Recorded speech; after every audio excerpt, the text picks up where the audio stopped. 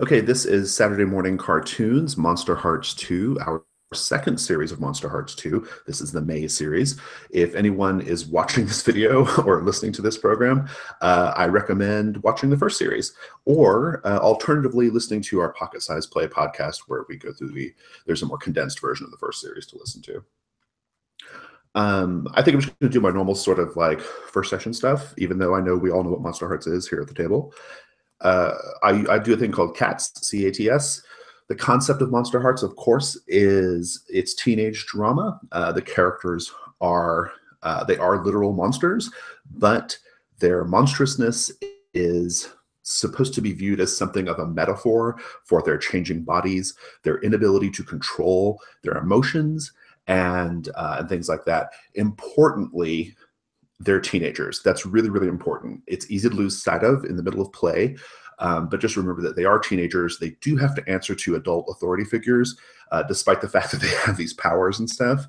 And that's where the tension and the fun and the drama of Monsterhearts is at. It's that tension between I am a teenager, and when I lose control, I become this other thing. And what does that mean, right? So yeah. Our aim for today is we're going to introduce the returning characters from the first series, and then we're going to do a quick recap of what happened during the first series for principally for Lowell's benefit, but also for anybody who's watching.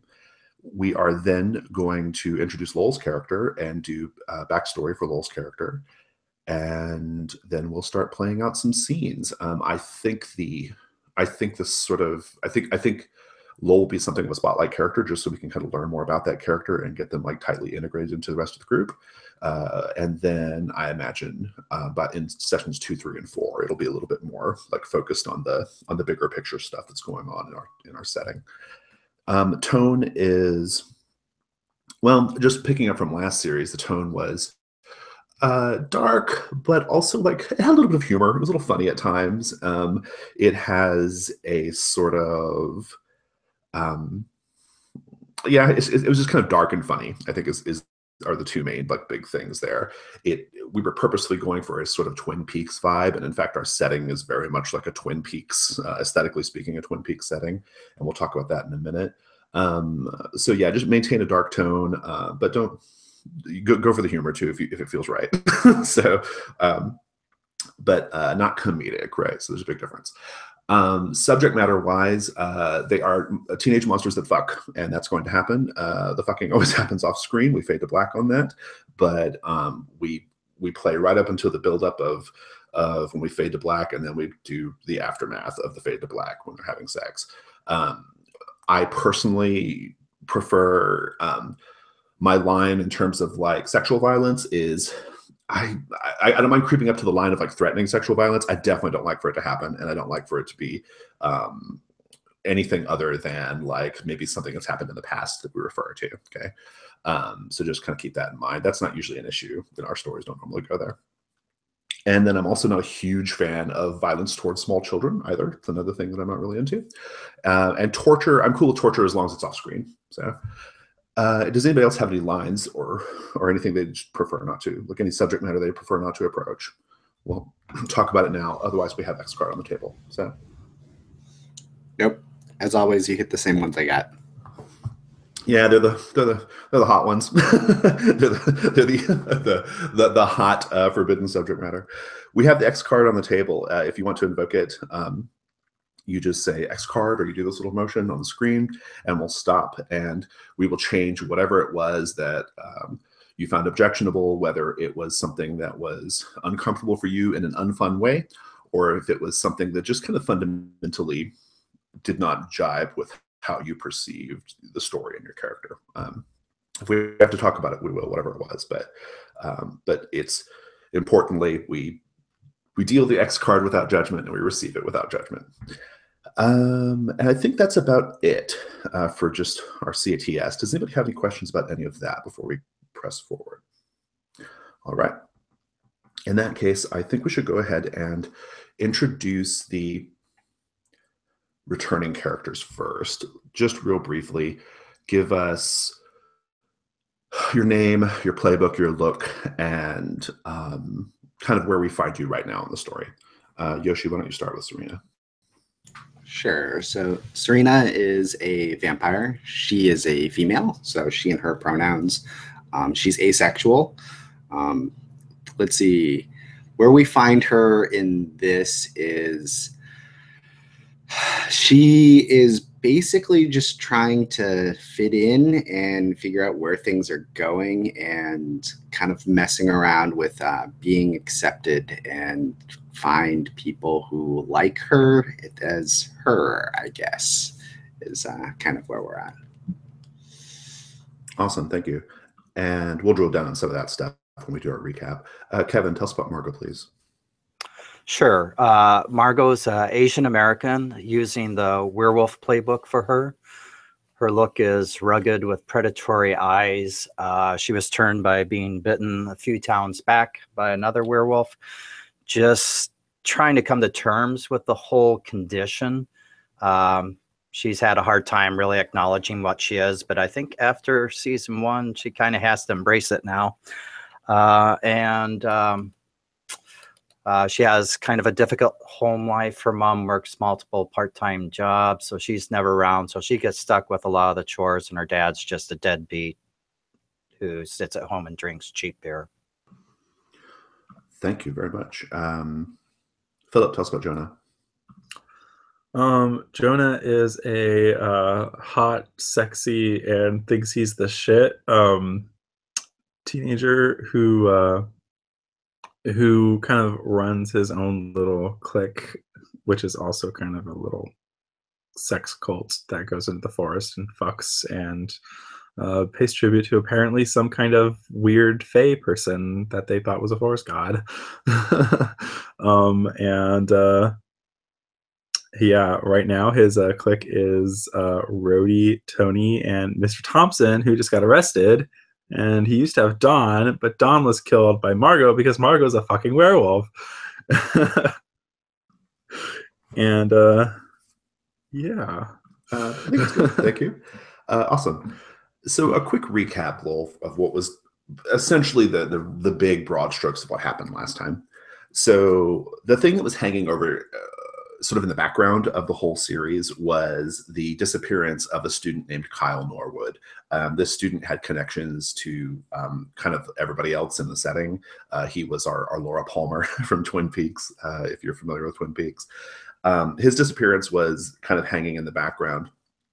The sort of main thrust of the drama with the characters all revolved around the forest of Mercy Falls, Washington. Mercy Falls is the name of our town. It is it has two principal industries, lumber and tourism. Those are its two main things. And our story is currently taking place in tourism off season, so there's not too many like outsiders roaming around, except for one particularly conspicuous outsider. We'll talk about him in a minute. But basically, a lot of the drama revolved around like this forest, and each of the characters had like kind of a connection to it. So Jonah and his boys would go out, and Jonah is essentially like a budding cult leader, and they would like go out and have sex and do weird smear things on their body and wear, masks and things like that.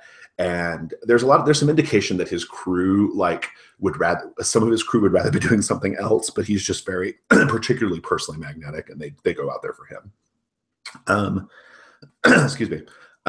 Serena actually has difficulty being in the forest. The forest doesn't like her because she is an undead thing. And so whenever she rolls in the forest, it goes out of its way to harm her and do bad things to her, to the point of like, we think trying to frame her for Kyle's murder. So that's kind of the deal with so Serena needs like explicit permission to be in the forest, and she hasn't received it. And as a result, it's just a bad place for her. Like, so many bad things have inured to Serena with her connection to the forest. Yeah, and we don't have a fae to invite me in anymore. So except the bad one, right? Right. And then Margot goes to the forest to wolf out. Now, the forest, we learned Margot learned in character, and everybody else learned out of character, that the forest is actually the home of like an ancient, unfathomable, Lovecraftian entity. Okay, we don't know much about that entity except that that entity has an avatar that moves around in the world. An avatar, a servant, a follower. It's a little unclear what the actual connection is, but oh, I have to stop for a second. I have somebody picking up something from Craigslist. I'm sorry. 1 second. Yeah. Cliffhanger. We lost our fae, so I can now not as easily be invited into the forest because it's not anybody else's home except for the character Thomas that we were talking about earlier. He is also fae. It's true.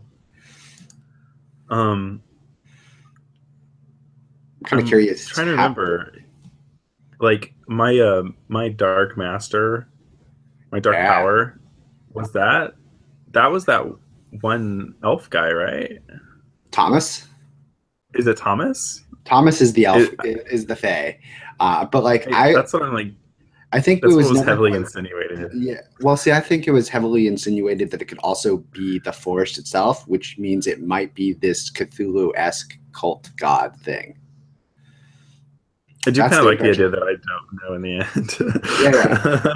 Because like I don't think we officially defined it, but I feel like it might also be like this Cthulhu-esque god that the man in yellow serves.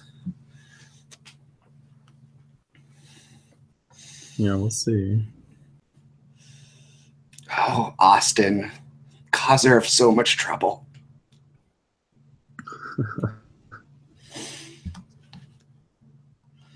How much of our classroom died last time?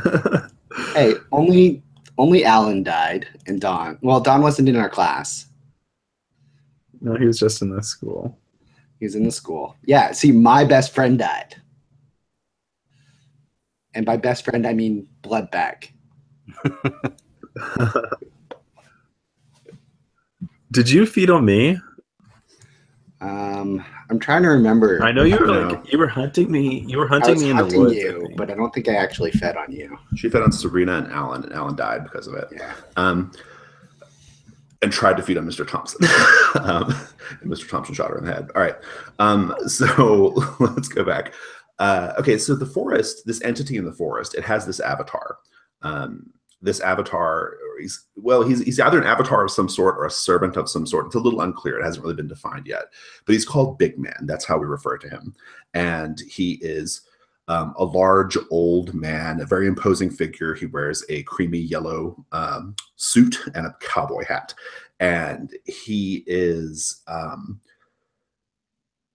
his motivations are very much like everyone else who's going out here in the forest, all these fairies, these vampires, and these cultists and these other people, they are non-true things. They are lies. And the forest is a true thing. And I'm here to cleanse this place of all the untrue things, right? And he's got a certain cryptic philosophy that he abides by, which comes up a lot. But Margot is now his, to quote last session, Margot is his bitch. He has right now. There was some chaos and murders and stuff in the forest, like all Monsterhearts sessions eventually aim toward, practically. Mr. Thompson has been kind of more or less framed for that, or he's taking the fall for some of this chaos, including Kyle's murder. They found Kyle's body eventually. And but Big Man has exhibited the ability to glamour people and to make people think what he wants them to think. And he's basically planted some evidence that he can just like at any point like flip a switch and the cops will realize it's there, and Margot will be in trouble, right? So he's kind of holding that over Margot. He's using Margot, who he considers to be a lie, to fight other lies. So that was his direct quote: "Fight lies with lies." So he kind of represents like whatever this entity is in the forest. We don't really know what his motivations are, apart from the fact that he just thinks that he seems to have like a problem with the modern world and this idea of people who think, creatures and entities and people who think that they can master this ancient, unfathomable thing. Yeah. And then we have the other sort of like main thing that got introduced but not really explored yet. Big Man was the main antagonist of last series, but the thing that got kind of set up is the Fey realm has taken notice of this forest and the power that's there, and they've been here for a couple hundred years, basically trying to like siphon off its power and enjoy it and do whatever fairies do. But that includes a dark Fey court as well, and that dark Fey court, their prince has been shown in several interesting scenes last series, but now he is in the Earth realm. He has taken on the name Thomas, and he's registered for school, and now he's a student. He is a student at Mercy Falls High. That was the very last thing we saw, was him basically arriving at school. And that's the main arc of it. I mean, there were lots of little details in between. One of the great big sort of climax was that the whole last series took place in a single day, and they were all essentially meeting to smoke pot in the woods, and they stumbled on Kyle's body. That seemed like the forest wanted that to happen. It was almost like too perfect, right? And then the shock of that caused Margot to wolf out, and Margot attacked and killed one of the students who was there smoking pot. Everybody else ran. A couple people got zapped into the Fey realm. Serena and this kid, Alan, ran away in one direction. They encountered the Dark Fey Prince, who basically poisoned Alan's blood while Serena fed on him because she was weak and she needed to feed. And that made her sick and killed Alan. And then there was a crime scene.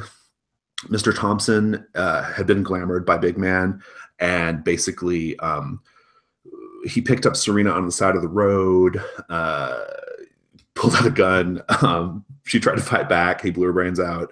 And then he was found walking down the road. Jonah found him walking down the road covered in blood, and the cops just pulled up and arrested him, basically.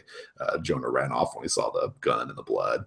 Of course, Serena mechanically doesn't have to die because of the way Monsterhearts works, but she came back as Darkest Self, and but that got resolved.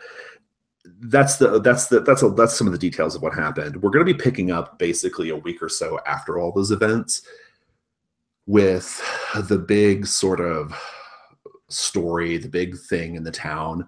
Like last time it was Kyle's disappearance. The big thing in town now is Mr. Thompson being implicated in the murders of 3 students, right? As well as a waitress named Norma at the diner, who Big Man throttled to death at one point. But Mr. Thompson has been implicated in Mr. Thompson is basically the suspect in all these killings. All these killings, which were all done differently. Norma was throttled. Kyle was drained of blood by a vampire, or made to appear so.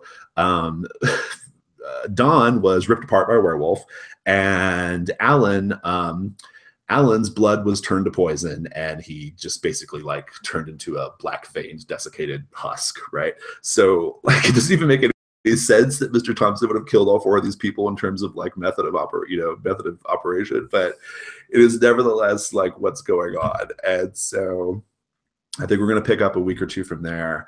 And now we meet Ellen. So let's learn about Ellen. Ellen, Lowell, tell us about Ellen. Just go through everything. I want to hear everything that we know about her. Okay. So Ellen's a tall teen, but not that sort of thin tall, and not athletic tall like she would be on the basketball team. And she's kind of conscious about that, so she tries to make herself smaller because boys don't like it when girls are just just a little bit taller. And she's dressed kind of that she throws things together, but it looks very affected, like she's kind of doing it deliberately. There's a kind of a cry for attention there. She wants to look, wild. She wants to look crazy, but the most other thing she's got is like a nose piercing, very conventional sort of cut across bangs and straight down hair. so she's kind of attention hungry, but not in like, hungry. She kind of wants to shock, and she kind of wants to be in, but she doesn't know exactly how to do that. She's kind of been a little bit isolated in terms of her home life, but she wants to be emotionally connected. And that's in part because she had a home life that was very cold. Parents, her dad's one of the city attorneys, and they live a little bit outside of town. Her mom and dad both had computers, but they never really had like internet for her to use. Like weirdly isolated. She's got a phone that is literally just a phone. And so she doesn't like have all the social media stuff, but that's forced her to be much more sort of trying to grab attention in real life. That's made more difficult by her having been murdered several times. Several times. Okay. So she's not a ghost like a transparent ghost. She's much more a revenant. She keeps coming back. And it's very much a Twin Peaks thing in that there's some off-screen thing going on with her parents. She's sort of haunting them. And every few days, maybe a week, when her dad kind of cracks again, her dad murders her again. Oh, good. All right. And, drops her in the river, buries her in the woods. Yeah. They're kind of crazy. And her mom has done it a couple of times as well. They're in this weird cycle. I love it. Yeah. Because there's some abuse there. We'll leave that off screen. But her mom feels guilt about that. She's an at-home editor. So there's this weird kind of coldness there. And Ellen kind of keeps coming back. It's like she has nightmares, and then she's back, and she knows something's wrong, but she keeps, just doing her life, and kind of. I love it. It sounds almost like, the parents are like replaying their drama over and over again, right? And like, as described, it sounds like Ellen's just caught up in the loop, unless Ellen does something to. Does Ellen do something to like instigate these instances of like them killing her, or is it like is she purely a victim here? Like, what do we think? There's sort of a weird thing I imagine is that there's sort of two different. Ellen is trying to gain attention and interact with people and stuff, and so that's her kind of own haunting of herself. And then her parents are caught in that weird loop. It's like they're both going on two different circles that are intersecting. Interesting. We should name the parents. Oh gosh, that would have been good if I did that. Let's do Harold. Okay. Gibbons and let's do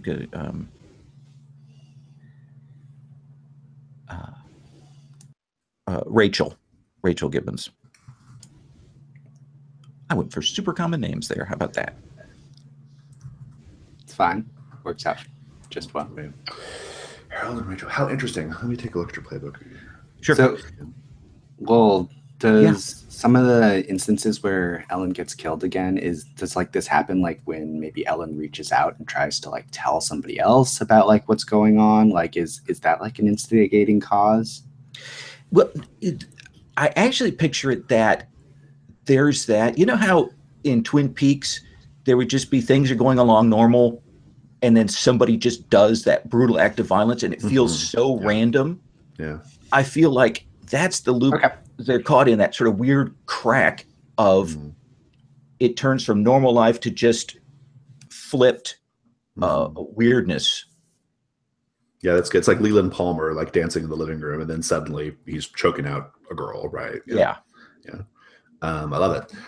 And I imagine that the first place that her dad buried her was in the woods. And that may be part of what's going on.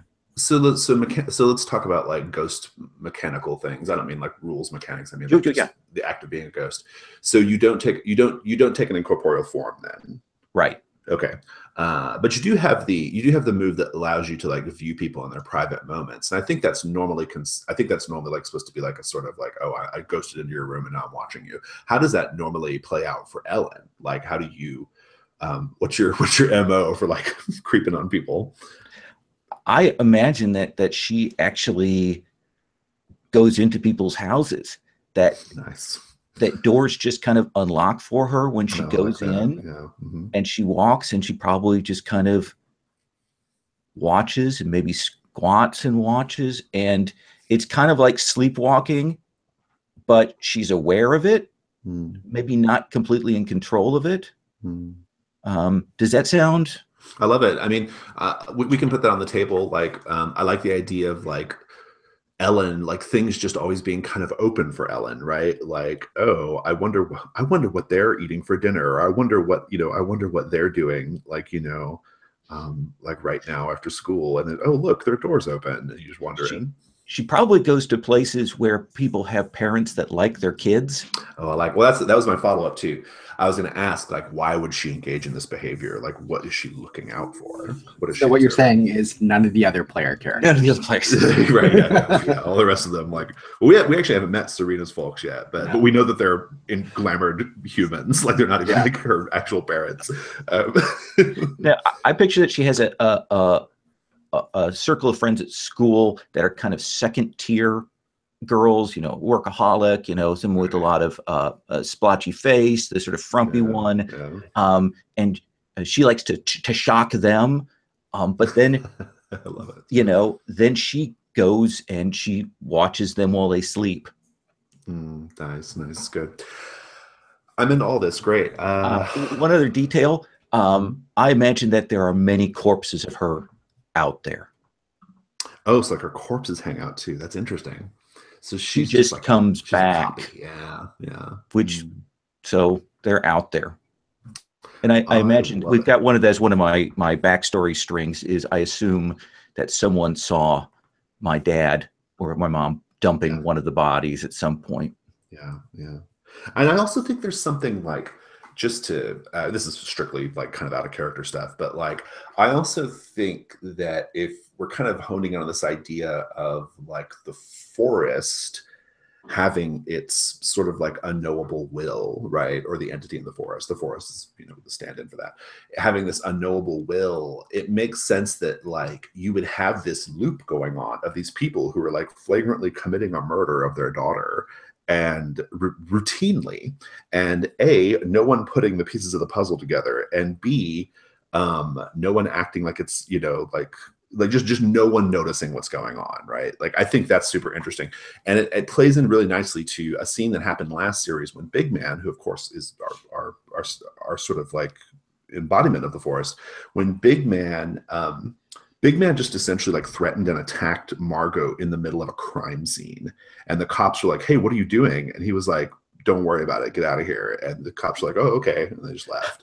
Like, it was a really creepy scene. It was super unnerving, but it's that kind of thing, right? Like the forest has a glamour, right? Like the forest wants you to see what it wants you to see. And I think that's super interesting. Okay, good. I love it. Does anybody else have any more questions for Lowell about Ellen before we do backstory? Awesome. Or is it called backstory in this game? Whatever it's called.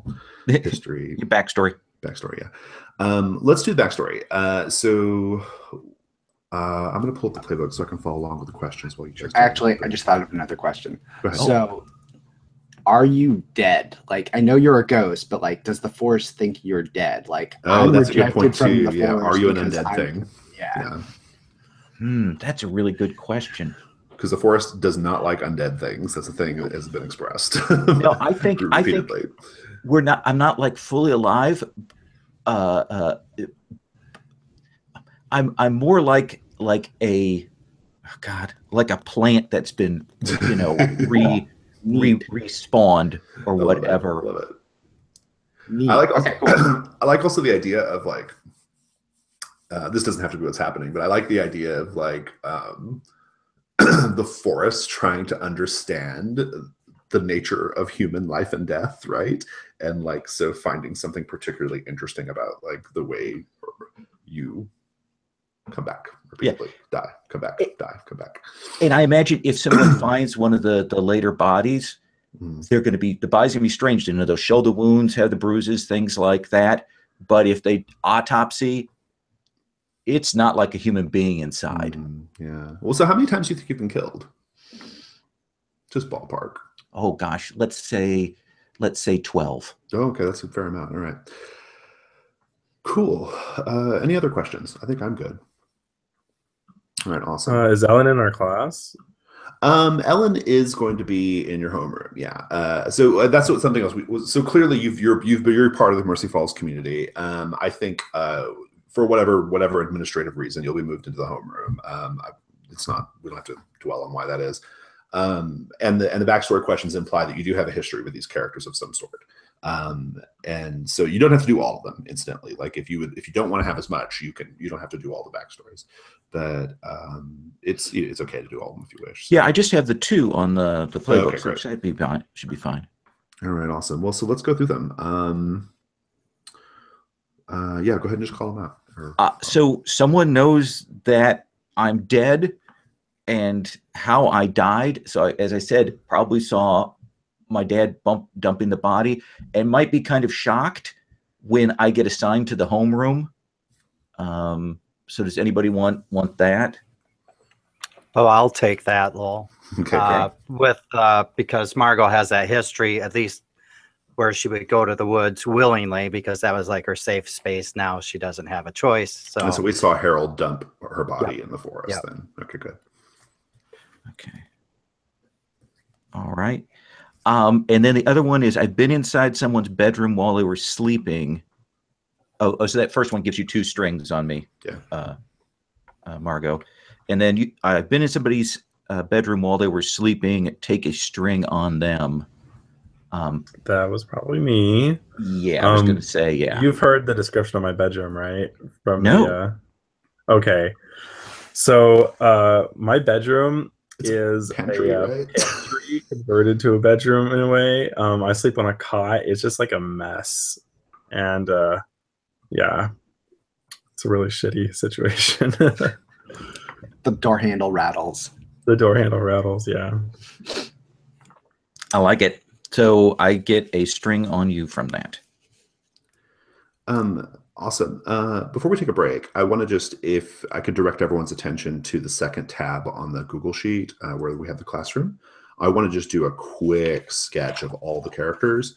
Lilith is not going to be there. I think I'm going to have Lilith like just, Fraser was saying like player as an NPC. I think I prefer to just have her like go be staying with her mom for a while. So I'm going to actually take Lilith off, but we actually have 2 seats free then.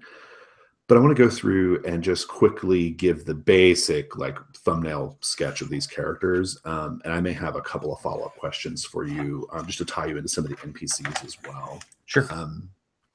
So if we look in the upper right-hand corner, we start with Ben. Ben is like a kind of a geeky kid, very earnest. He idolizes Jonah. I mean, like every time Jonah like does something that like is, that he thinks is cool or that he perceives that Jonah perceives as the cool thing to do, he will do it, right? He totally idolizes Jonah, and Jonah's mom loves Ben. Like we think Jonah's mom might like Ben more than Jonah. There's Serena, of course, one of our PCs. Chad is the high school football quarterback. We had a bit of we had a thread with Chad that we didn't get to explore last series that we might get to explore this time.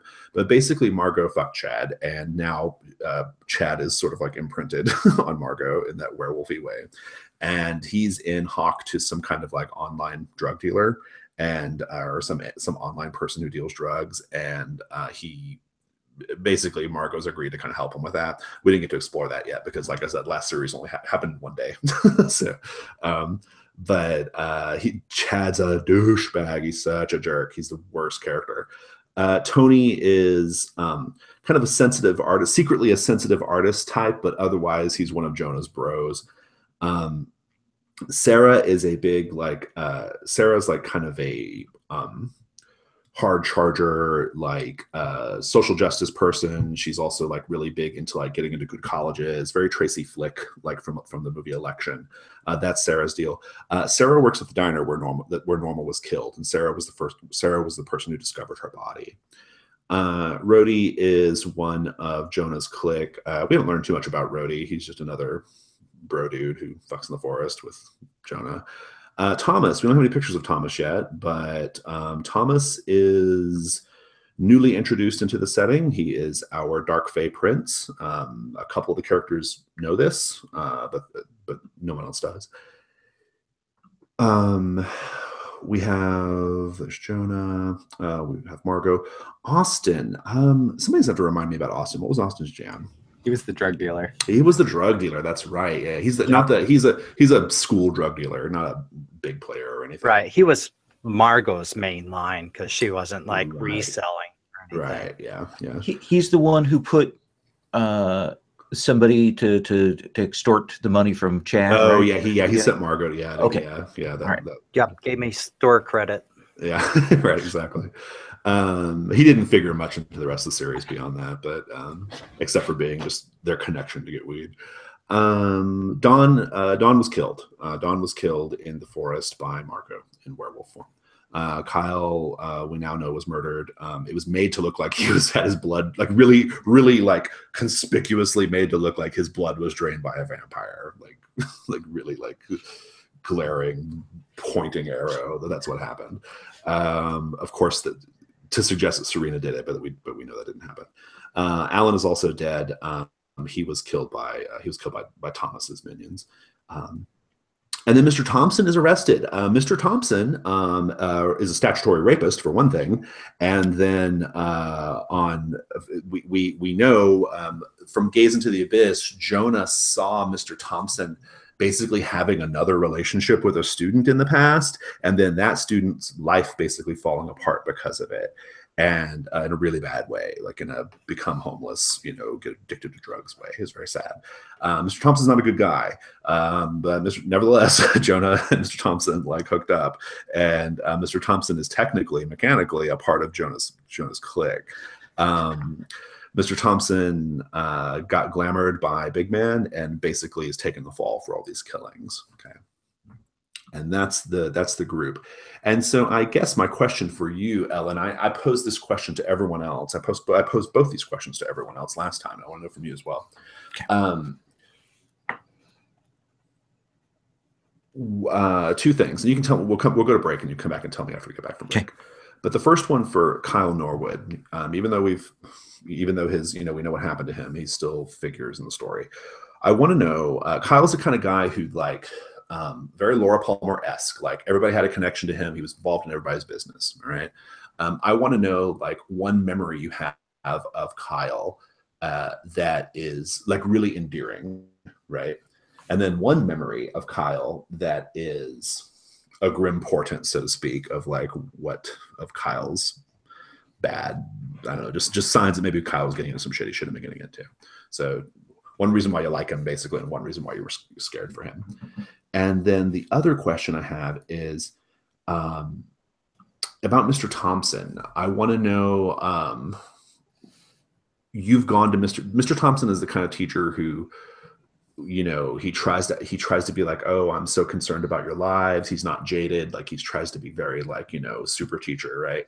I want to know like what you've gone to Mr. Thompson for in the past for help with. Okay. So think about those things. Let's take like a good little 10-minute break and we'll come back. We'll come back at 10 a.m. Eastern on the dot. Okay. Right. More coffee.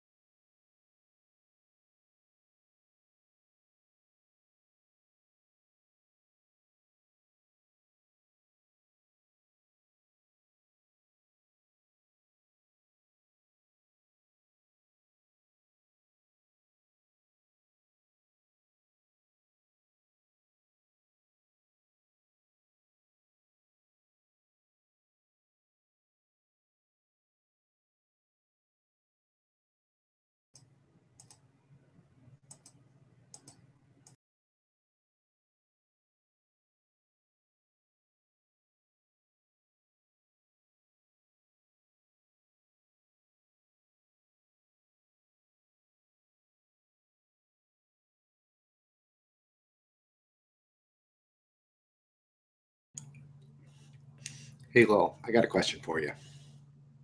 Sure. So the first time she was killed, um, was she a human then? Like, if we autopsied that body, would that be Yes, I think the first one, the one that's out in the woods, is probably that kind of decayed skeletal by this point. cool? Good question.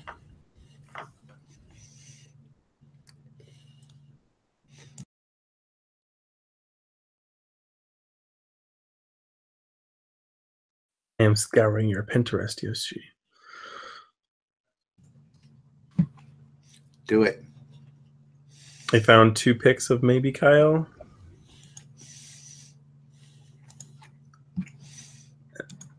I feel like I like the second one better because he looks so like goody boy innocent in a way. I don't know.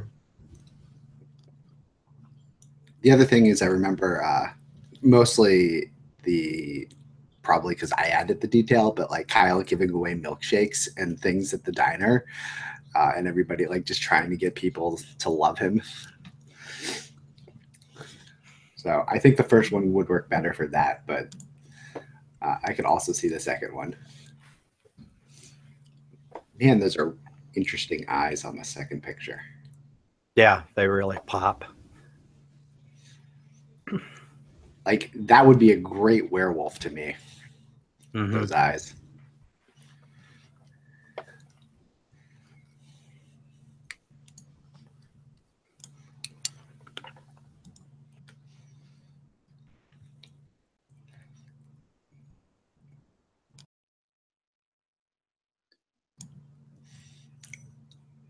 I like that for Thomas.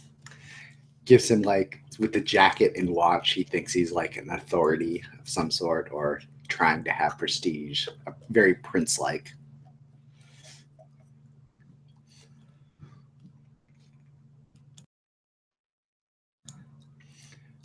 The other thing I've noticed since the last series got turned into pocket-sized play, I've been trying to be extra careful about muting myself with the mic. Yeah, me too. Especially since I have a very loud keyboard. Yeah, I want to get one of those jelly keyboards like Fraser has. Oh, that's right. We don't have the picture of Kyle yet either, do we, Philip? That's good. Oh, that's a great picture for Thomas. I like that. Let's go with that. All right. So let's see here. Look at these pictures of Kyle too. It's pretty good. Kyle's kind of hot. That Kyle's kind of hot anyway. It's before, not quite as hot, found in a pile of dead leaves. Which one were you talking about? Oh, they're both kind of hot. The first one's hot in kind of like a heroin addict, wafy kind of way, I suppose. And then... yeah. Maybe I'll go for the second one. Awesome. All right.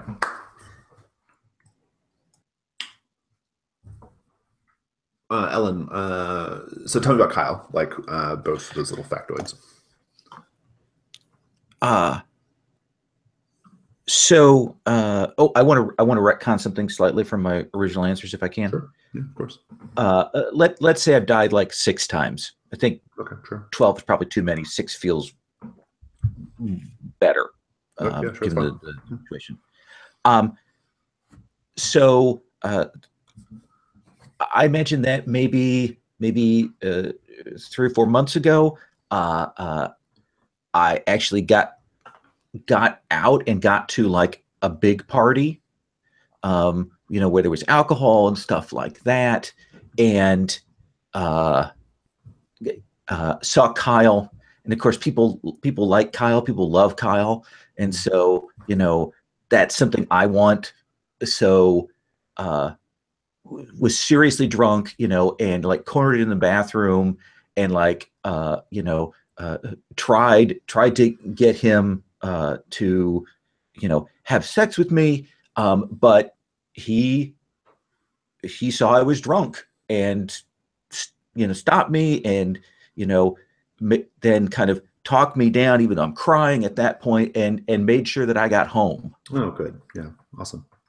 Um, Well, what's the signs that the signs that Kyle was ill-fated? I think it was that. Now, how long ago did Kyle die? Oh, he's been dead for less than a week. Yeah. Okay. So I picture I died my first death well before him. Mhm. And one of my nightly jaunts was going into his room at night, and that he was crying in his sleep. Like when you have a really bad dream that makes you sad and you're kind of weeping, even as you're sleeping, and would have done that for a long time. Does that seem? No, I love it. Nice. What about Mr. Thompson? Everybody's gone to Mr. Thompson for help with something. What'd you go to Mr. Thompson for help with? I went to Mr. Thompson because I'd maybe seen an after school special, or I'd seen something somewhere, and I was like, I need to talk to somebody about what's going on in my house, about my dad and that, and went to speak with Mr. Thompson, and he was pretty good at first and stuff, but once he got the implications kind of what I was saying, and that my dad's a city attorney, he shut me down like cold and got me out of there before I could say anything that would be specific or anything. He did not want to get tangled up in that, given his own history. Problems. Yeah. Yes. And pushed me out. Good. That's the last time I talked to an adult about that. Wow, Mr. Thompson's the worst. All right. Thank you. So before we begin scenes here, I want to just remind everyone of a couple of mechanical things. First, as far as strings and conditions go, I will be a little bit more assertive about like offering you guys opportunities or suggesting opportunities to use strings and conditions. I do that in the first session, especially because they tend to be forgotten about. And so that will be happening. I'll be pushing on that just a little bit more than I normally would in the game. And then as far as scene framing goes, I will routinely and often hand over scene framing to you guys because that is part of Monsterhearts is a little different in that way, and that it the rules state that you should look for opportunities to let the players frame their own scenes. But for these first scenes, though, I think it would be great. I'd like to just re-anchor all the characters in their home life right here in the beginning. I think would be good, and then get you guys to school. And I want to start with Ellen. So here's what I want to do. I'd like to see Ellen. I think the scene is basically Ellen just getting ready for school and heading out for her day, right? But from everybody else at the table, I want to know, as the camera of our imagination, as it swoops through, follows Ellen through her house, I want to know what we see as viewers that lets us know, well, what we see as viewers that are small bits of evidence of the violence that has occurred in this house before. Okay, maybe just something that, like, a little thing that didn't get, a little thing that was knocked ajar, a little thing that was broken, or whatever, right? Just some evidence, some very subtle evidence of like what's gone on in the past. But from Ellen, from you, I want to know what you see that is a reminder of how much your parents love you. Let's start with the evidence of violence. First of all, before we begin that, though, Ellen, just like tell us about your room. What does your room look like? What do we see? I imagine it's pretty Spartan, but with a lot of bookshelves and things like that. My mom is a work-at-home editor, and I don't get much internet. I don't get access to that, so there's not even a computer in my room. Yeah. So instead it's books and papers and things like that.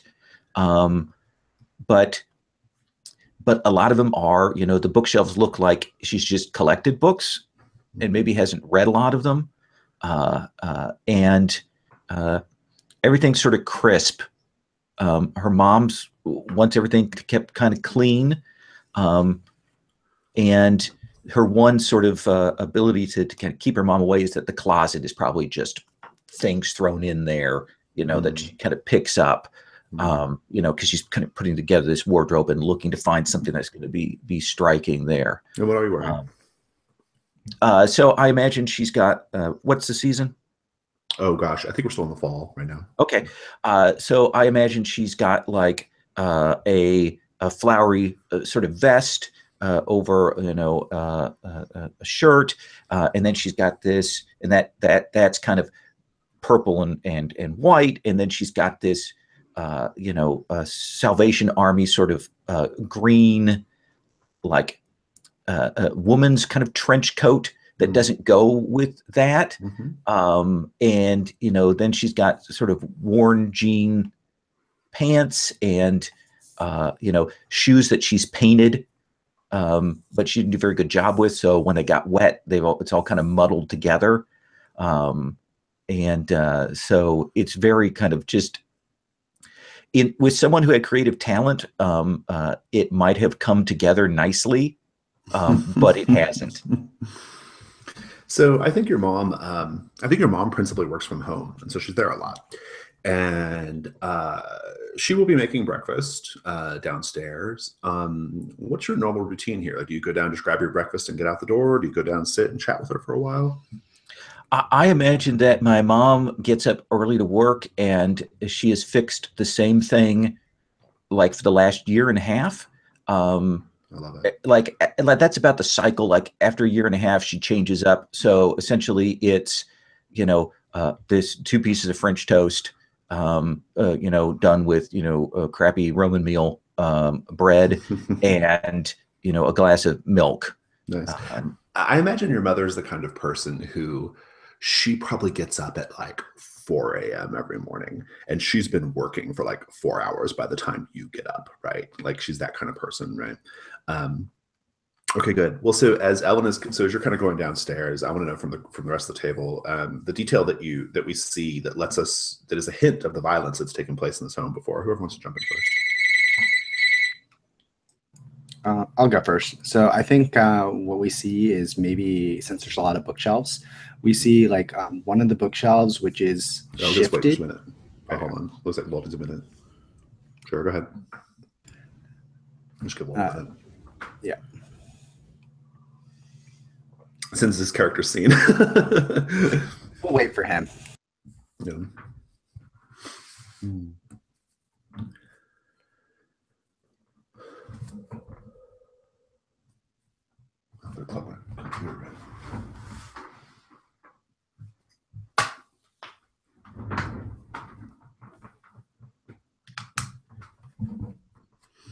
I hope we're not being like too deliberate for everybody this morning. I wanted a very like deliberate like restart up on this series. I think it's good. Yeah. Because we did reach something of a conclusion last time. I've gone back and listened to all the PSPs and in preparation for releasing them, and we did actually like kind of finish. So we are in kind of like a starting point. Okay, awesome. Sorry. No worries. Okay, so Yoshi, I'm sorry. Say that again. What do we see as evidence of the violence? So since we know that there's a lot of bookshelves in there, what I think we see is one of the bookshelves, which is maybe like, it feels like it's just not quite in the right place. And if you look at it, it's because it's been shifted over like a foot and a half to like cover up like where the drywall has been like cracked, like because somebody or something threw into it. And so like it's trying to cover up that spot in the wall. Nice. Kevin, what do you think? Camera tracks downstairs. You see a workbench. Must be Dad's workbench. Doesn't look like it gets used much. Everything's perfectly in place, except for there's this hammer, and it's just laying kind of tossed into the toolbox. Going closer, and you see a bit of what looks like it might be dried blood and other matter dried onto it. Nice. Philip, what about you? Yeah, there's like scratches from nails trying to cling Mm. to the banister of the stairs, being Nice. pulled away. Good, good. And now the coup de grace. Ellen, what do you see that's a reminder of how much your parents love you?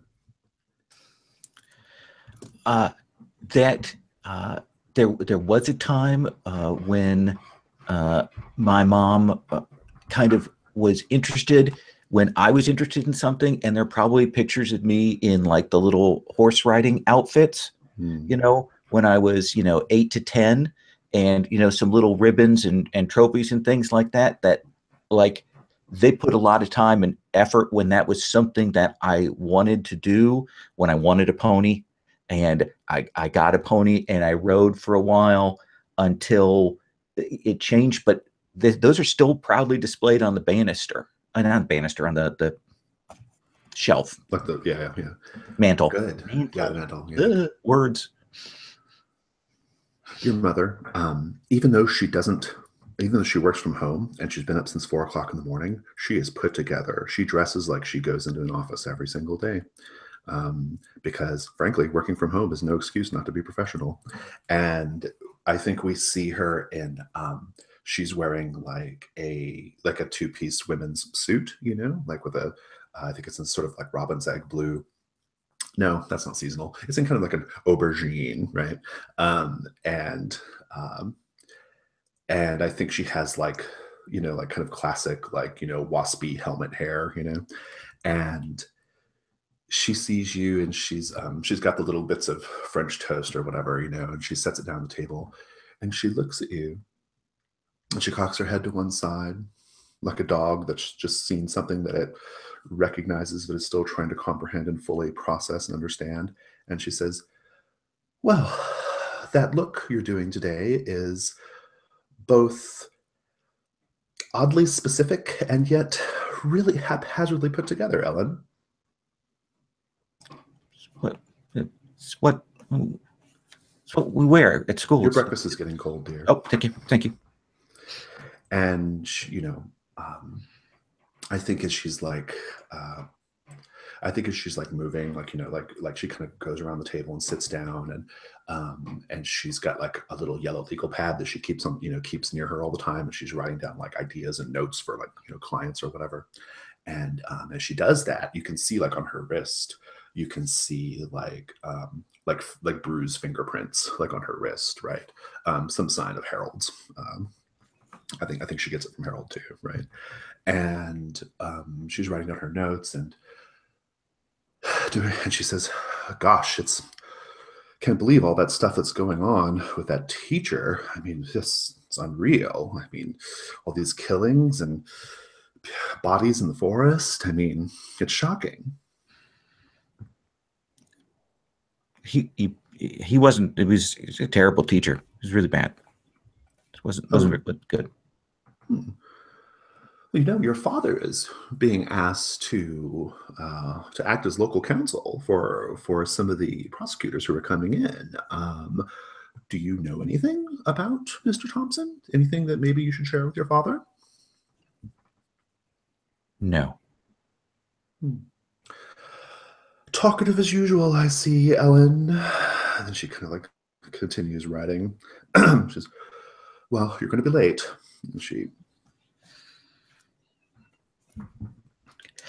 And and she gets up to gets her stuff kind of still, that shoulders a little hunched, kind of held in almost defensively here, and that goes and leaves, and it's only once she's a certain distance from the house that her body language changes, that she shakes off that kind of pressure, because now she has to be interesting. She has to be interesting. Yes. So that's just kind of changing even little bits on her clothing and things like that, because she wants it to look like people ask her, "Oh, what's that?" That's what she really wants. Nobody does, but that's what she wants. I love it. I'm going to cut away. We haven't seen your home life yet, Serena. and I'm interested in exploring it. But maybe in a minute. Let's cut over to Jonah. Yeah. So Jonah, I think your mother like knocks on your bedroom door. I put the bedroom in air quotes for listeners. Jonah, you're going to be late. I'm laying on my cot, kind of in a mess of blankets. Just wearing boxers. Start rubbing my eyes. The sun is like coming through the really shitty blinds that are all bent and messed up. That's on my window. I just kind of like roll out of bed and grab some dirty jeans off the floor, start getting dressed. She says, Jonah, Ben came over. He brought breakfast. Ben? Yes, dear, Ben. You know Ben. Why? Jonah, try to show some gratitude, please. This is all from the other side of the door. You come out. Yes. You're dressed. So I like rush to get my clothes on.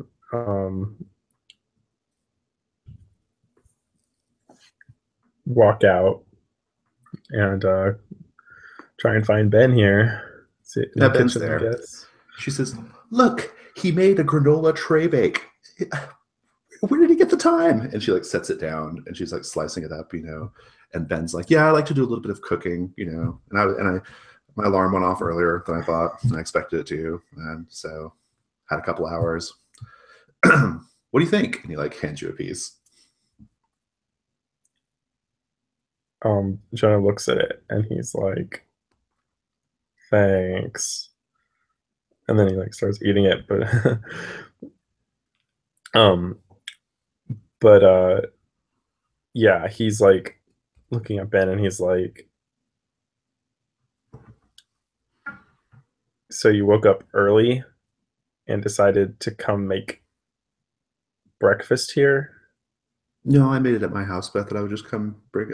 It's like half a tray break, like he's like left some at the house, right? Yeah. Right. Okay.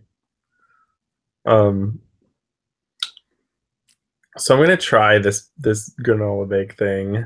Mm-hmm. Is it delicious? I think it's probably like okay, but it's like weird hippie food in a way. Mm-hmm. Like Jonah never eats granola. Right. So do you like it? Ben says again. So Jonah looks at him and then he's like, I think I'll just have a bowl of cereal. And he like hands back the half-eaten Let's shut someone down. bake back to him. We'll shut someone down.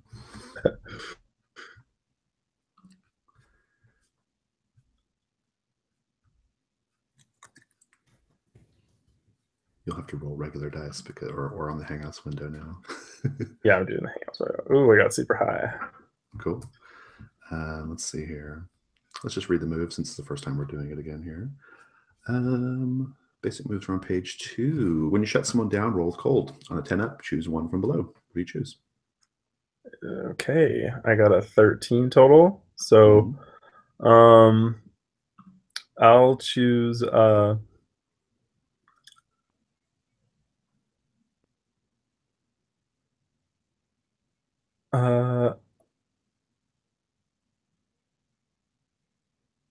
they gain a condition. Okay, what condition are you giving? I'm giving Jonah the condition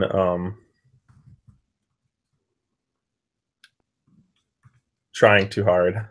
Okay, try hard.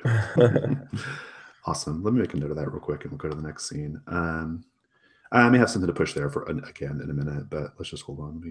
I don't have my notes pulled up for this. Guess that would be smart.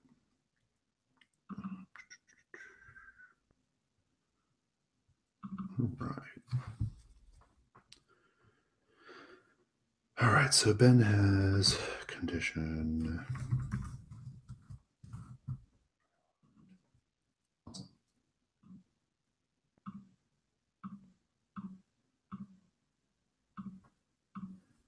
mother's just like, really nice, Jonah. Really, really nice. Ben, he does this nice thing. He makes this breakfast for you, and you're going to act like that? Come on.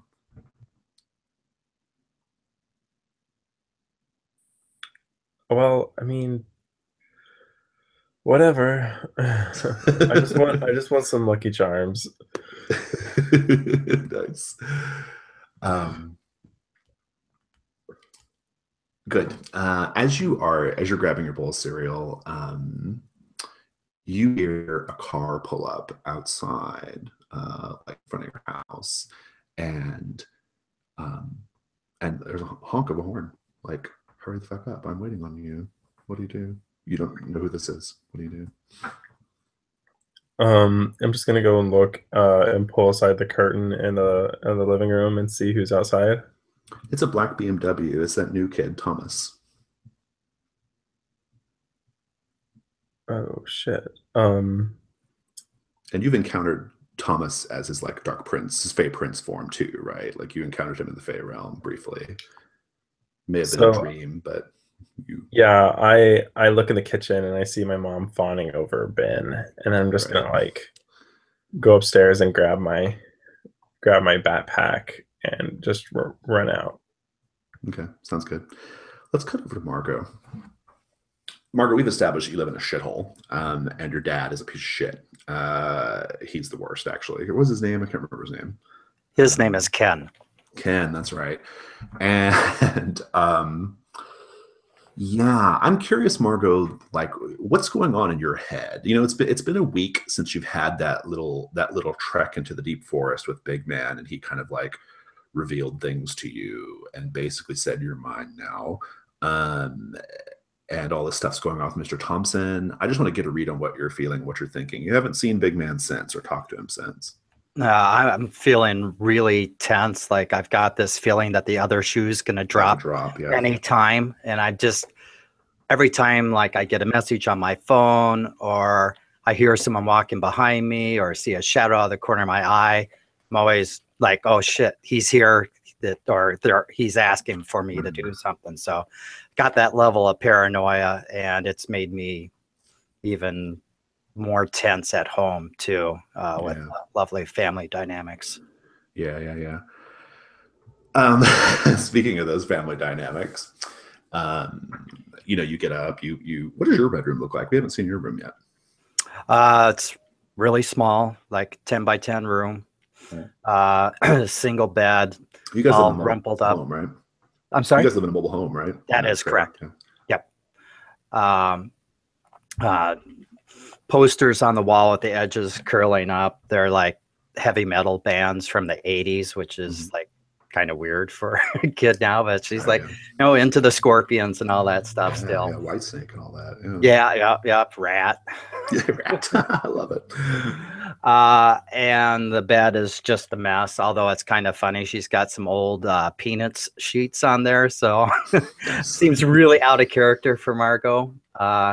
And not unlike Jonah's room, there's just like clothes over the floor. The drawers are open on the dresser. It's a really crappy like Walmart type dresser. So everything just looks really grody.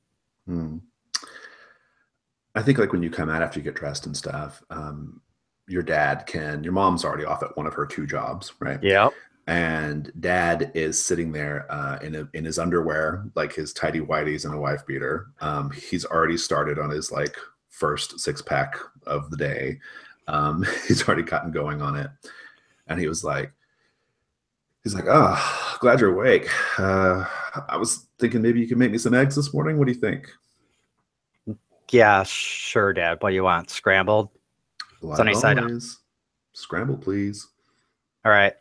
So see me put the skillet on the stove, turn up the heat, throw in some butter, and he's like, hey, could you put a little bit of like milk in the eggs this time? Last time they were real dry, real like not great. Yeah. Okay. Sure. You got it, Dad. Anything to keep you happy. And you want some coffee to chase that beer with? You pull out a couple eggs and crack them into actually 3 or 4 eggs, crack them in a bowl. He's like, not good. Of course he is.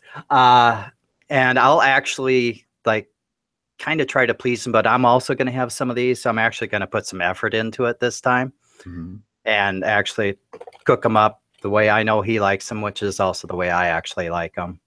And just to fancy it up, I'll throw a little pre-cooked bacon in there, crumble that up, mix it in there. Yeah. Put down at the table.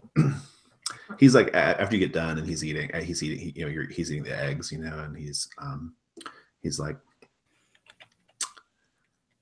I'm not going to say they're the best eggs you've ever made, Margot, but they're not half bad.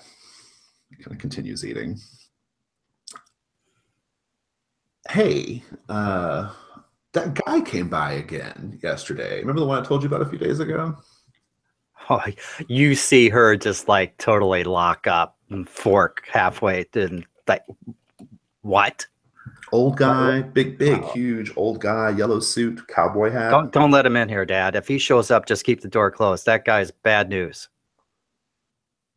Oh, okay, yeah. I don't know. He seemed all right. I mean, what's the deal with He's this a creeper, guy? Dad. Don't get messed up with him. He's bad. What's going on? Like, is he your source or something? Are you dealing at school? Like, what the hell's going on? And if you are, how come you haven't hooked the brother up? You know. No, Dad, I'm not dealing at school. Look, I just know that guy is like, he like stalks kids. He's been like creeping on me. That bruise I had last week, that was him when I tried to get away. He's like, how does he react to that? Yeah, he remember the adults can't see that. He was like, I don't remember you having a bruise on your face. What are you talking about?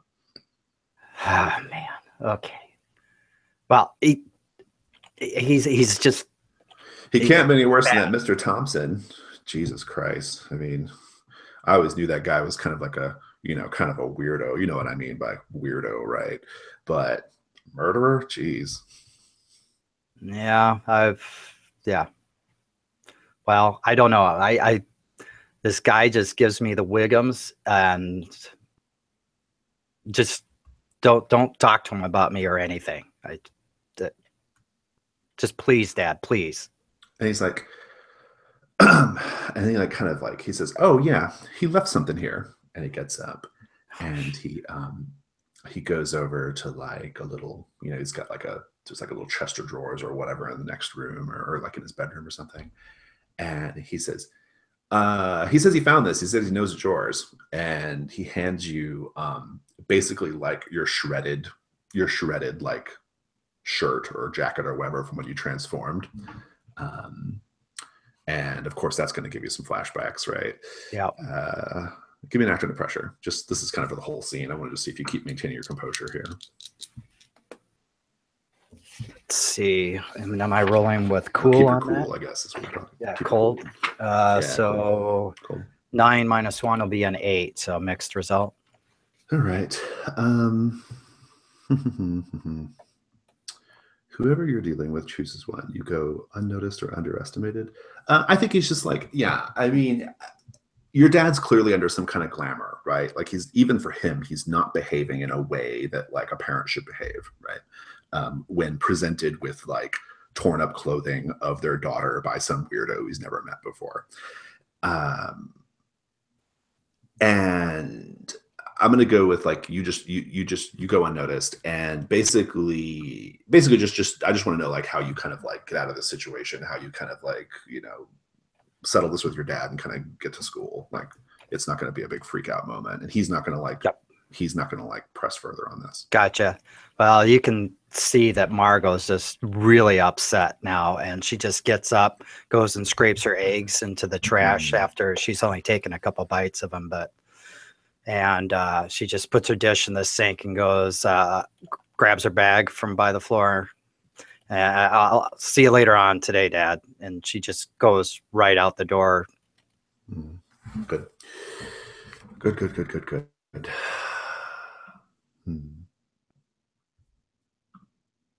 Well, Serena, do the last of our little establishing scenes here, and then we'll put you guys all together at school.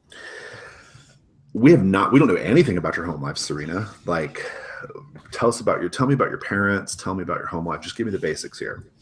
Okay, so I think from the last time we established that I've got parents, but they're kind of like under my glamour as a vampire and newly moved into um, the town of Mercy Falls. Like I didn't grow up here, but like I'm here new this year.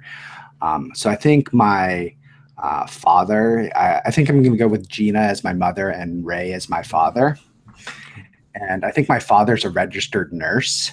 And so like, Okay. relatively easy to get a job somewhere type thing. And I think what part of like the reason why I picked these people is because he was a registered nurse. He could get me like blood bags, could get things that could kind of help with like cleaning up stuff like that. Yeah. And I think Gina, my mother, is probably somebody who will have like a job just to keep her busy. Like she probably finds a job at like a store or anywhere just so she has something to do, but not necessarily for the income type thing. Because I think the registered nurse probably makes enough for like what they do.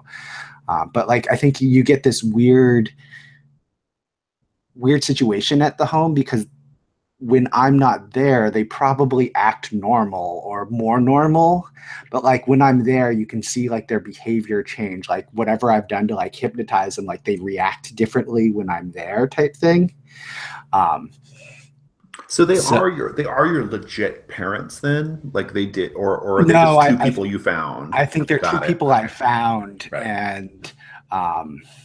and converted. Like I don't like I think my legitimate parents are probably like way back probably died when I turned is my guess. Is like I couldn't control it and they probably were the easy people who were close by and and conveniently employed, right? Right. And so like then I went and found new parents that could help me, but like whatever, like, and so that's why we moved out of the last place into this place, into Mercy Falls. I love it. I want to paint the scene in your home then. This is Mhm. something I like to do every time we see their houses for the first time. Everyone at the table, I want to know what we see in Serena's home that is really conspicuously almost like over the top or heavy-handed evidence that this is a happy family and we've been together forever. So some kind of like really like, look what a family we are evidence. And from you, Serena, I'd like to see some evidence of like how you've actually grown to care about these people a little bit. Sound good? Whoever wants to jump in with the detail of like the heavy-handed, like, look what a family we are. Well, I'll do that. Great. Yeah. So they've got like the big photo frame where it's got a bunch of different pictures in it. And they're all from a trip to Disneyland and just tons of photos of them. And they're all just huge smiles and arms around each other and like coming down the roller coaster and all that stuff. And it's just like about 20, but it's all from the same trip. It's not like from a series of years of happy family. Right. It's just like, hey, we got to get something up here. Here you go. And not Serena, right? Like the kid can't be her. Right. It's got to be some other kid, right? Yep. Just a kid that looks close enough. That's good. Yep. Awesome. Philip, what do you think? Yeah. On the mantle, there's like a little pair of girls' baby shoes. Nice. Like on the mantle. Yeah. Yeah. And like a little bag of like baby teeth. Nice. Some other baby's teeth. Good. Lowell, what do you think? Oh, I pictured that the sort of kitchen dining table, is, really well kept up. There's kind of little knickknacks in there, and this is kind of made to be the homey center of the house. But like, everything is more of the display. So it looks like a really well set table and salt shakers and all that kind of stuff, and stuff on the fridge that looks nice, but it's kind of been untouched. Kind of just a display table, but beautifully set up. Like, hey, we all get together at 5 o'clock every night on the dot to have dinner. I love it. Well, Serena, what's the evidence of that you have started to care about these people in some way? So if we're seeing this on scene, I think what it is, it's not something that's actually like a physical presence there, but like if you see me walking down the stairs, like you see me, maybe they're in the kitchen already, like get that really made up, and they're talking like a normal conversation type thing. But like you see the camera, like where I'm looking at the stairs and I'm clearly out of frame of them and they don't know that I'm there. And I just kind of like pause there and sit and like listen to their conversation like they're just normal people like on the stairs, and maybe like take a seat for a moment and just kind of listen before like there for a couple beats and then getting up and like kind of walking down. And like as soon as like I get in their presence, like maybe you see their demeanor change a little bit and their conversations change, and like you look on Serena's face and she just kind of like gets a little bit sadder and dejected about like what she's already done to these people, and it's like, good morning, I guess just time for breakfast. And like you see her go into the refrigerator, and instead of like pulling out orange juice or anything, it's like one of those same like glass containers, but it's just red because it's blood. And I just like pull it out and pour like a glass and like put it back in there, and like I'm sipping it, and like I think I finish it, put it in the glass, and then like I walk out, and like as soon as like I get out of their view again, they start up their conversation, and you can just see me like pause a moment before I like pick up my bag again and then like walk out.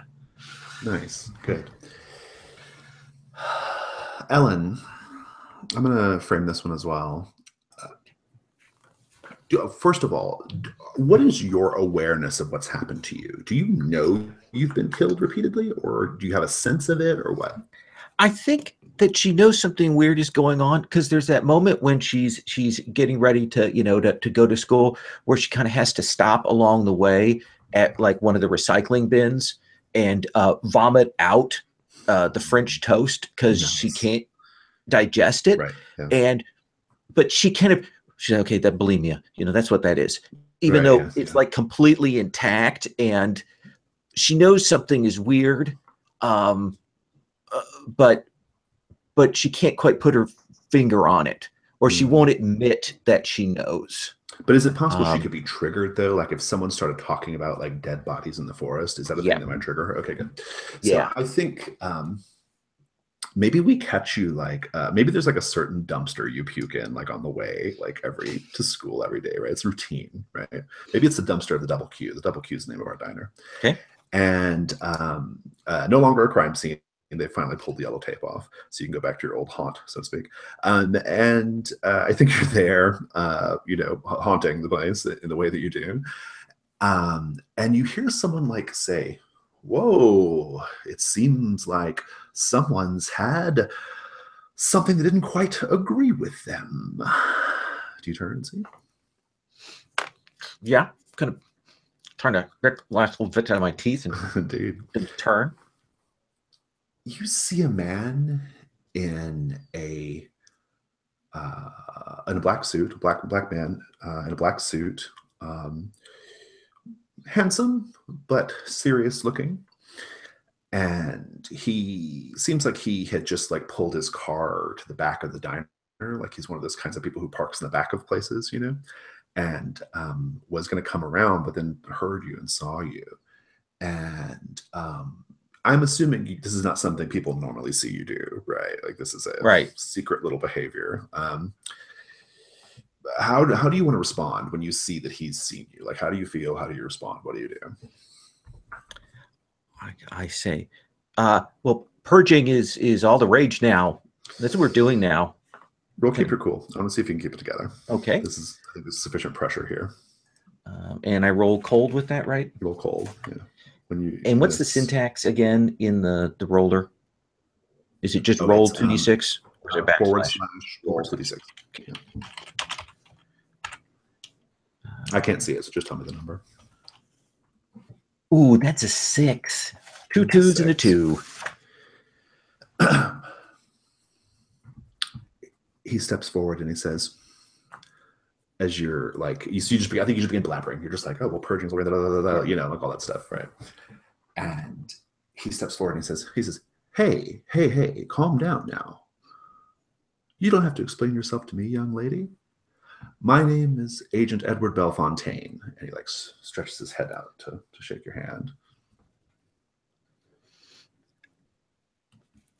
Okay. I work for the United States government. For the FBI, in fact. How about you let me take you the rest of the way to school? He shows you his credentials, so you know he's not lying. I think I'm feeling kind of freaked out and pressured. So, against my better judgment, I will probably follow him back to the car. I'm going to give you a condition. Okay. Your condition is going to be they know! Exclamation point. And as just a quick mechanical reminder, for me, conditions are basically just they're my justification for framing hard scenes against you. For everyone else, they can, if they narrate your condition into their action, they can get a bonus on their roll. So he's got like I think he drives like like kind of a black government issue, SUV, right? And he says, hop on in. And he gets in. Get in. Buckle up. He's like, hey, there's no need to be frightened. I'm one of the good guys.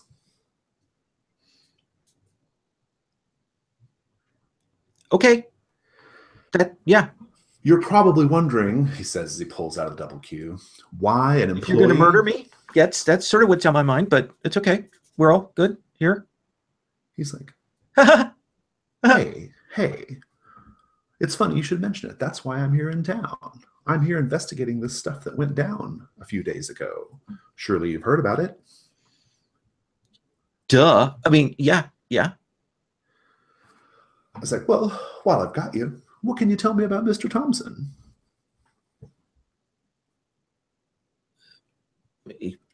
I wasn't in his class. But you were aware of him? He certainly has a reputation, I'm sure, at the school. What have you heard about Mr. Thompson? That he was skeevy. He was a creep. Well, accused of 4 murders. That makes sense. But here's my line of thinking. And of course, I hope you'll keep this just between you and I. And he makes really strong eye contact when he says, you and I. Okay. I think the cops here, the locals, as we like to call them in the biz, I think they've got the wrong man because it just doesn't make any sense, you know? I mean, do you know the details of how these 4 young people were alleged to have been murdered by Mr. Thompson? 1, exsanguination. I imagine that's pretty hard to do on a teacher's salary. The other, desiccated. His blood turned black right in his veins. Another one torn apart as if by an animal. And another one, poor Norma, here at the Double Q Diner, he says as he pulls away. Throttled while she got ready to end her shift. Just doesn't add up, you know? I think something else is going on. Are you supposed to be telling me this stuff? Oh, probably not. But frankly, miss, you don't seem like the kind of person who would go running around blabbing your mouth about it. Isn't that right? Yeah. What? Yeah. And then he eventually gets you. He's kind of going on a little bit about I think he's talking about his theories, right? And he thinks something is going on. He thinks something is going on at the school. He thinks something's going on with students. He doesn't buy Mr. Thompson's story at all. How are you feeling about all this? I'm kind of happy Thompson is pinned on this. I'm still resentful of that. And this guy's talking about really creepy stuff in the car. And I don't like to think about that kind of stuff. And so I'm trying to focus on the fact that he's going to pull up to the school and I'm going to be able to come out of this cool black car. And what am I going to tell my friends about being picked up by an FBI agent? And it's going to be, everybody will want to ask me about that. And I'll tell them about that. I'm kind of focusing on that right now. As you get out of the car, he says, "Miss," he never got your name. And he like kind of calls at you as you're kind of stepping out. He says, "Miss, just remember, you were never here. Hell, you're probably not there either." And then he lets you close the door, and then he pulls away. I'll probably take a stumble because I was going to go and be all dramatic about that. And against my better judgment, I keep my mouth shut about that. Awesome. And did you mark an XP for rolling a fail or a miss? Oh, no, I didn't. Yeah, you get to mark XP. XP on a fail. I look for my clique of people. So, but I'm going to focus not on that, but instead on the fact that I'm going to be in the cool classroom now. Yeah, indeed. I'm going to cut away. Jonah. Thomas. Have you put two and two together that this new kid is the same person who you encountered in the Fey realm that Lilith pulled you into? Like, have you put those two things together? Do you know it's the same person? I think in the past week, one way or the other, but yeah. I think in the past week that I have, yeah. Okay. So you come out, you come to his car, right? And he drives this like black BMW. He looks really preppy, like he's wearing like a Lacoste shirt, and like Madras shorts, super preppy guy. And he rolls down the window as you come out. He's like, "Thought I'd give you a ride to school." Oh, yes, thank you, Thomas. I'd love a ride to school. Get in, please. Okay. And yeah, I just open the door and just kind of slide in. I'm like really self-conscious because like I haven't like showered or anything. Yeah. I like do the sneak smell of my pit. He's like, yeah, you smell pretty bad. You can just take note of that if you want. Maybe a trip to the boys' locker room and the showers would be a good move for you when we get there. Yeah, sure. Speaking of smells, he has that really strong herbaceous smell from last time. Very like tomatoes, like leafy herbaceous plants, right? He's got that smell. It's just a little touch of like a bitterness, a little acridity underneath it. And he doesn't say anything as he drives off. It's like just nothing, no words unless you initiate conversation. What do you do? Yeah, so we're going along the road, and I just like look at him and I'm like, "So you wanted to come to our school?" Yep. I mean, why? Plans, things, got stuff to do, big plans. He turns on the radio. What song comes on? I think it's probably like this is like now time, like nowadays, right? It's probably like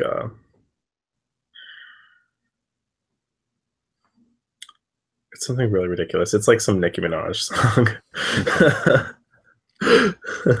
He's like, and it's just, it's so weird because it's like he's playing this Nicki Minaj song, but like he's just like putting it on because that's a thing people do, I guess, in a way. Yeah, as soon as he puts it on, I turn it off. Nobody really listens to that. He's like, he shrugs. And he's driving along. Again, no, he's not saying anything. He's just being completely just like, you're here and this is what's happening right now. And I'm not going to explain myself. What do you do? Yeah, I'm going to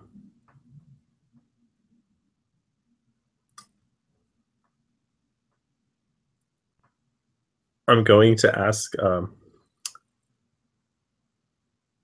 So, Thomas, Yep. what do you want with me? I think. Well, I guess it depends on what our time frame is here. Jonah, right? Yes. Right. So I'll just pick something out of the air.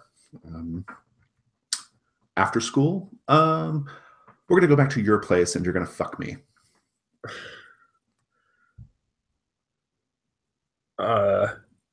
You want to fuck around? That's what this is about? We're not going to fuck around. It's not going to be a romantic thing, and I certainly don't care about your personal satisfaction or pleasure in the matter. You're going to fuck me when we get back to your house after school. Really? Okay. And you want to fuck around. Why? Is this what you've wanted all along? I feel like you keep mischaracterizing what's going to happen by saying fuck around. What else do you call it? We'll deal with semantics later. And then he pulls up to the school parking lot, and he looks across the way. He's pulled around to the back. Lots of back parkers today. He's pulled around to the back, and it's like the custodians area, like where the janitor or whatever would like have their station, be getting ready for their day or whatever. And he says, "Hey, let's have some fun." And I'm just like sitting in the seat and I'm holding my backpack and I'm like, what do you want to do? I mean, class is going to start. I want to go walk over there to the custodian's shack, I guess that is. We're going to corner Mr. Ramos, I think his name is, and then we're going to murder him. Jonah just like laughs and opens the door. He's like, "You're crazy," and he starts to get out and keep your cool. Okay.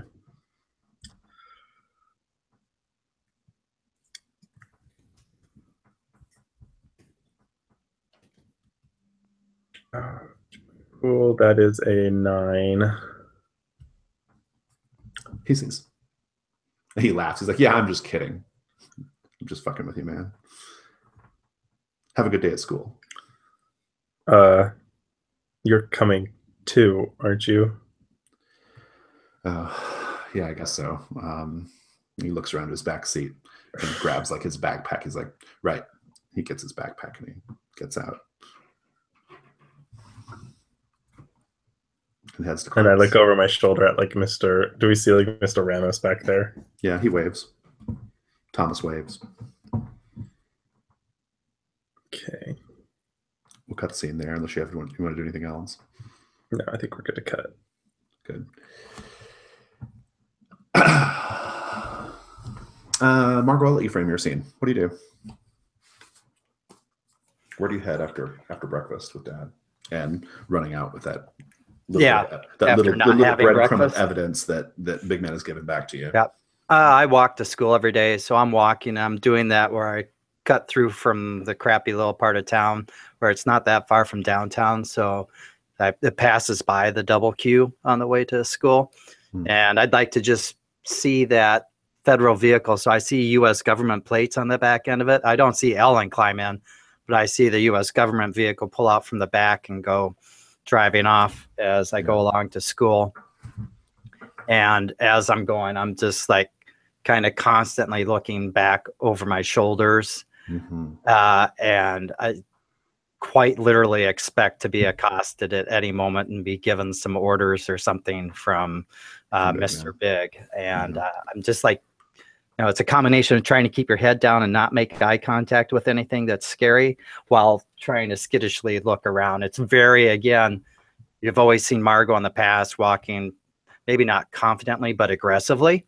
Mhm. and totally not that vibe right now.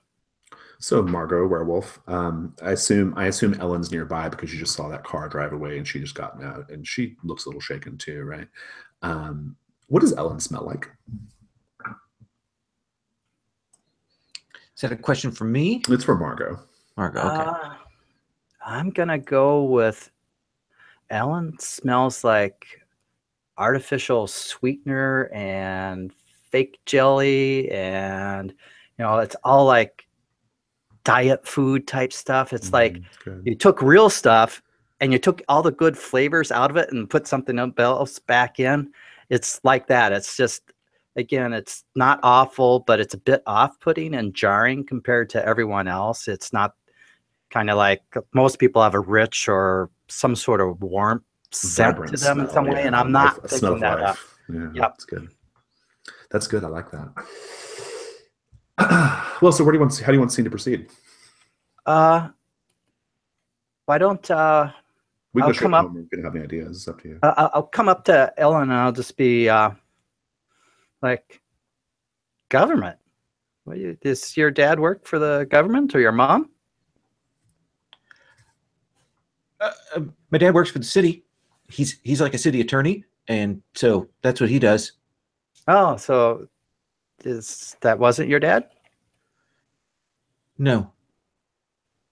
Oh, why were you in a government vehicle? I mean, not trying to pry. Well, okay, yeah, I am trying to pry. What was going on? Well, and so against her better instincts, because you're cool and you're interested.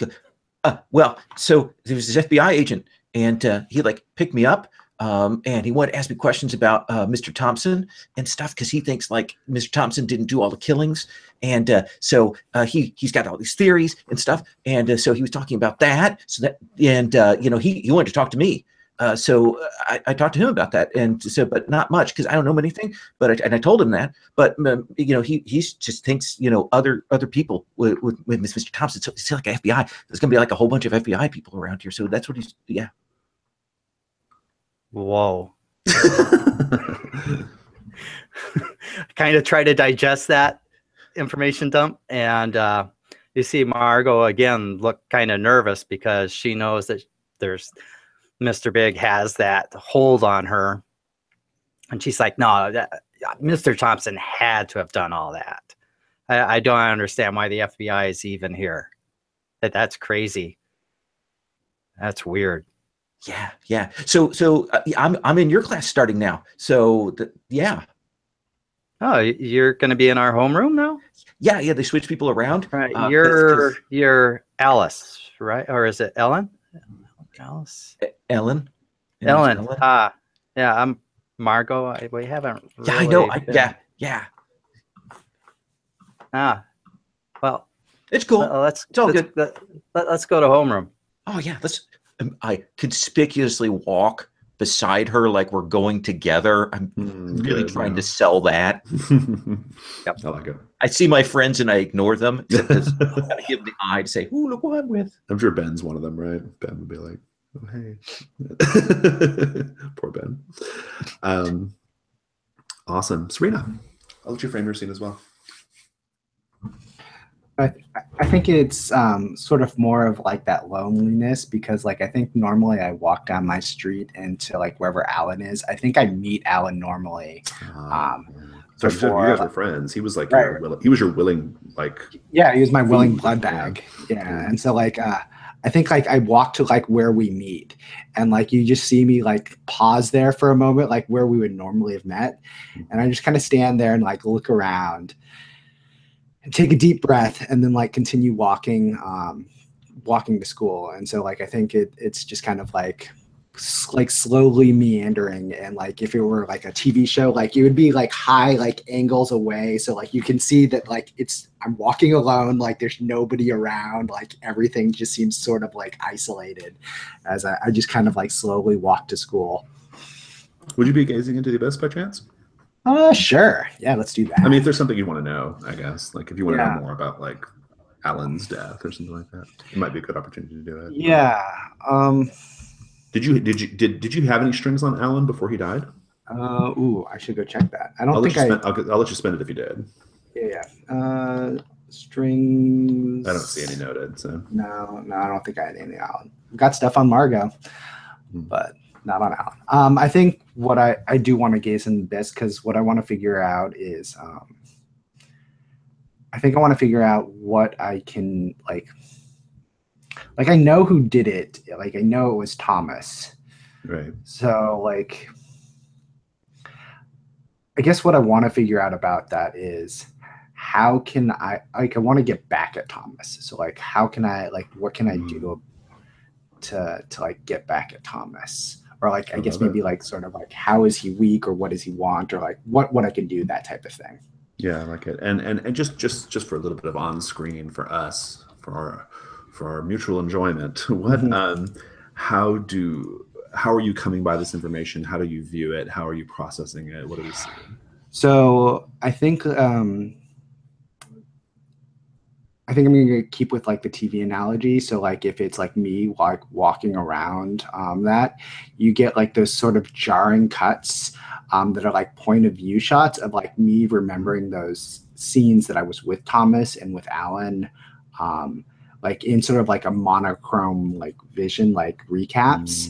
Yeah. So it's like me like essentially just going back over my memory of what was happening and what happened there. And maybe part of it is like triggers from like as I'm walking around, like I walk by the Double Q diner or something like that, and you see like me and Alan just there, like sitting at the bar or something like that, or at the counter, and it's stuff like that, like trying to remember that type of thing. I like it. Roll plus whatever the stat is, weird, I guess. Or It's dark. dark, but I don't have any, so it's just 2d6.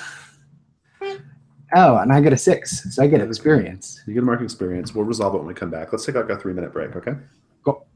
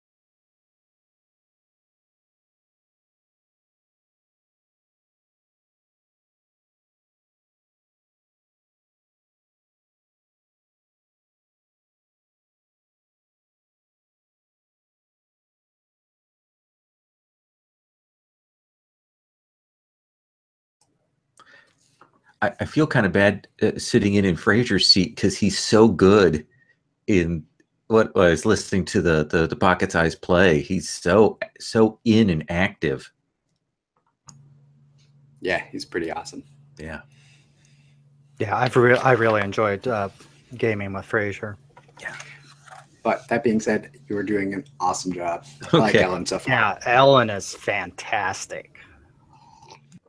Well, you guys are great characters. I haven't played Monsterhearts before. This is my very first time. So this is just dynamite.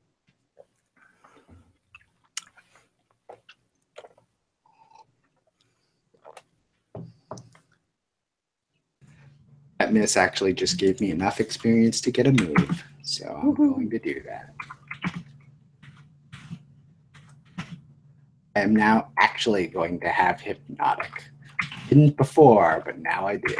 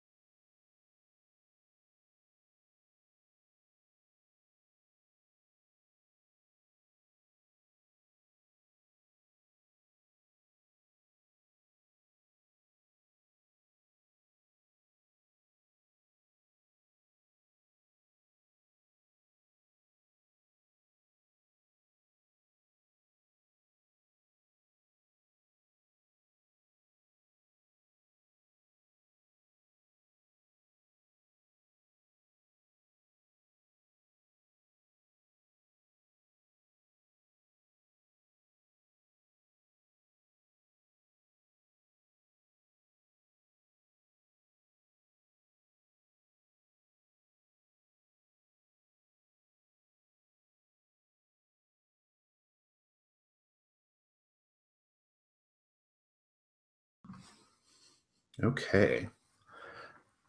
You're walking down the street, you're thinking about Alan, you're thinking about Thomas. I'm going to take the opportunity of your miss to just play with the fiction a little bit. You very suddenly find yourself on the moonlit path where you first encountered Thomas, right? The moonlit path that led to a sort of natural woodland scene, kind of throne room thing, right? And it was a pond, I guess, he was coming out of, and he was being attended. You're walking down this moonlit path, and it lets out, or it ends, the threshold of the path, which is made up by a bunch of a canopy of trees, ends in what appears to be like a throne room. There is a dais made of like stones overgrown with vines and moss, stones that you know instinctively are from a very ancient building, the ruins of an ancient building. And on the dais is Mr. Thompson, Jonah, Rhodey, Tony, no clothing, and their bodies have been arranged. They're on their hands and knees and other various arrangements. Their bodies have been arranged to make like a chair, a throne, upon which Thomas is sitting. And Thomas is also in a state of very little dress, just like a slip of cloth over his midsection. And he has like a sort of black, twisty crown on his head, right? And he stretches his hand out and he like beckons you in, giving you permission to step inside. And you do. Vampire magic broken. You're able to step inside. And you come surrounded by a number of his servants. We've seen these servants before. In the Fey realm, they look like fit men and women wearing top of the crown of their skull down to their toes, like a complete metal mesh bodysuit, right? Like a Zentai suit made of metal mesh, right? And it conforms all over their body, right? You're surrounded by several of them, and the leader of that group, who's sort of Thomas's major domo of sorts, I suppose. His metal mesh suit, of course, has like black and red roses, like all over it, right? Just all over it. These suits are otherwise featureless, right? And these attendants begin to, they violently tear off your clothes. And maybe they use little hooks to like cut it off. Like they don't even bother like unbuttoning anything. They just take a hook and make a straight like cut right down to the cloth and peel it off. And then another one like yanks your head and begins cutting off all your hair. They cut your hair off till you're bald, right? And then the major domo, he has like sort of like hanging loosely, flowing through his fingers, almost like water, a metal mesh suit, and they put it on you. They put it on your body. They shove you into it and pull the headpiece over and tighten it all up. And then the major domo turns his head and looks at you and says, "Now you are beautiful." And then you just snap out of it and you're back to walking down the street. Yeah, I think like as soon as I snap back, like I like stop. It's almost like when you step off a curb and you like didn't realize the curb was there. Like you have that like jarring pause there, and like I'm on the sidewalk and I just kind of like look at my feet and around, and just like take a deep breath and pause and like look around to see like who else, like did I do something weird, like is anybody looking at me, that type of thing. And when nobody does, like because there's no one around, I just kind of like shrug my shoulders and then like just keep walking back to school, like trying to just shake it off. Good. Great. Homeroom. Let's do homeroom. So you have a new teacher, I guess. You have a temporary homeroom teacher. You don't have a permanent homeroom teacher yet.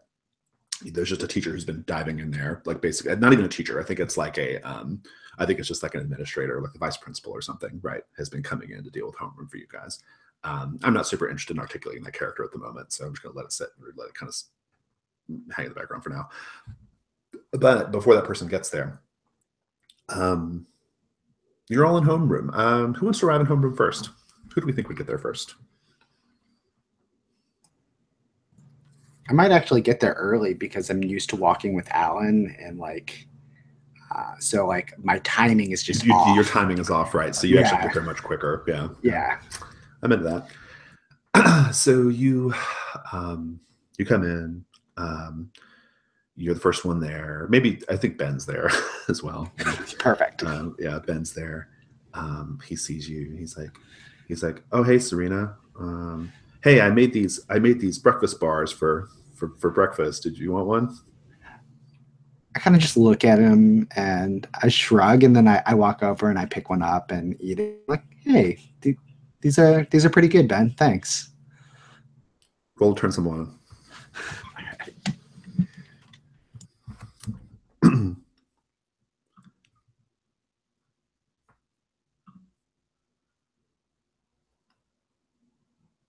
I crush it. I got a 13. All right. So when you turn someone on, you roll with hot, and on 10 plus, you gain a string on Ben, and you get to choose a reaction from below as well. Yeah. It's funny what sorts of things will trigger turn someone on, huh? Yeah. Just being nice to it's all Ben. about context, yeah.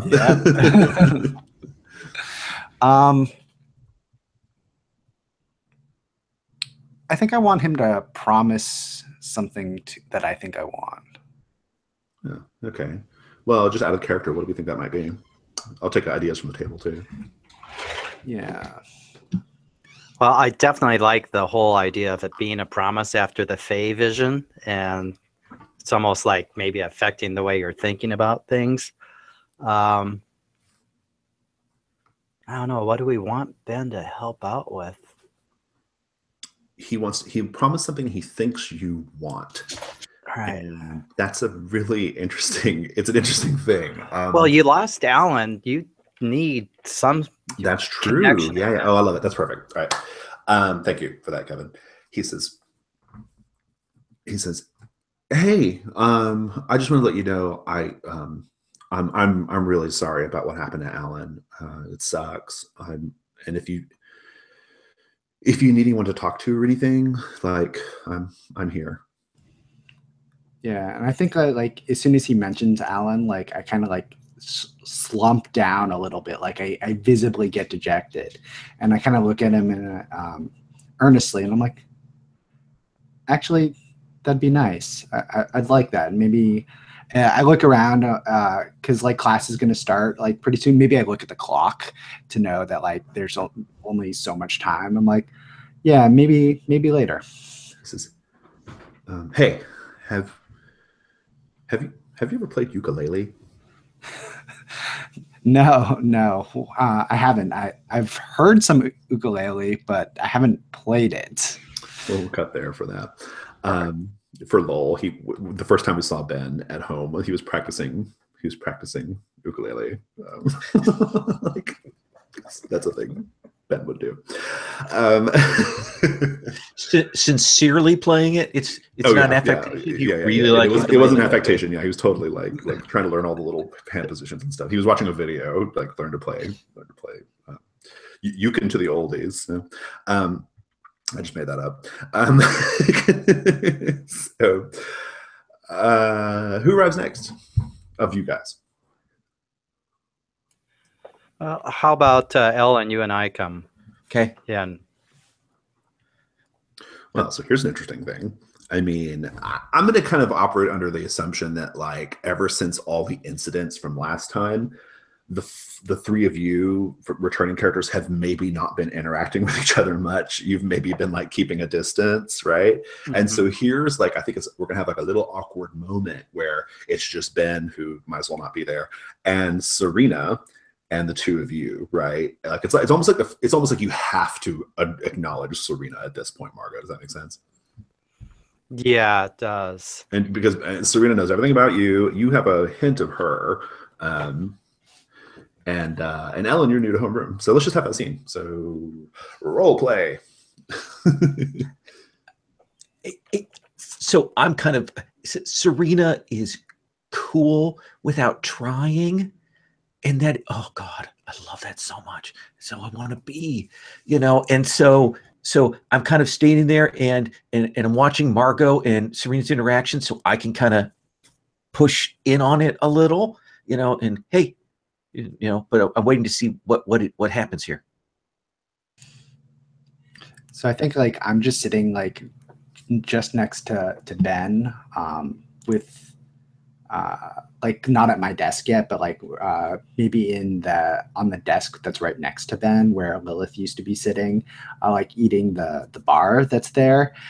When you guys walk in, I kind of look and just nod to you, like sort of like that, hey, I acknowledge that you're here, but like I'm not trying to interact with you guys kind of nod. As like I expect you to go somewhere else, and then like try to like turn my back to Margot, like just so like I'm facing Ben, just so like it's like I'm just turned away from them. So like if you need to interact with me, like you have to like come up and like do something. All right. So Margot sees your kind of like nod or acknowledgement, whatever that is, and kind of like time to work this out, or at least acknowledge it. And so she comes past you and kind of runs her finger along the edge of your desk and like, hey, where'd you get that granola bar? And then she sees the pan over there that Ben has on his desk and just grabs one and turns around and looks at you. And so Serena, interesting thing this morning. So Ellen, Hey, Serena. She had an interesting trip to school this morning. You should tell Serena about that, Ellen. She'll be very interested. And now I've run the story through my head a couple of times, so now I'm trying to do it a little slower, maybe a little bit cooler. And so I saw him and he invited me in. He drove me because he wanted to find out stuff about the school, and Mr. Thompson, and he's got all these theories that Mr. Thompson didn't do it. He told me not to tell anyone, but, and I'm trying to do it real smooth. Nice. I I would like for Serena to keep her cool. Sure. Because the idea of like the investigation proceeding would be problematic for you. What'd you end up with?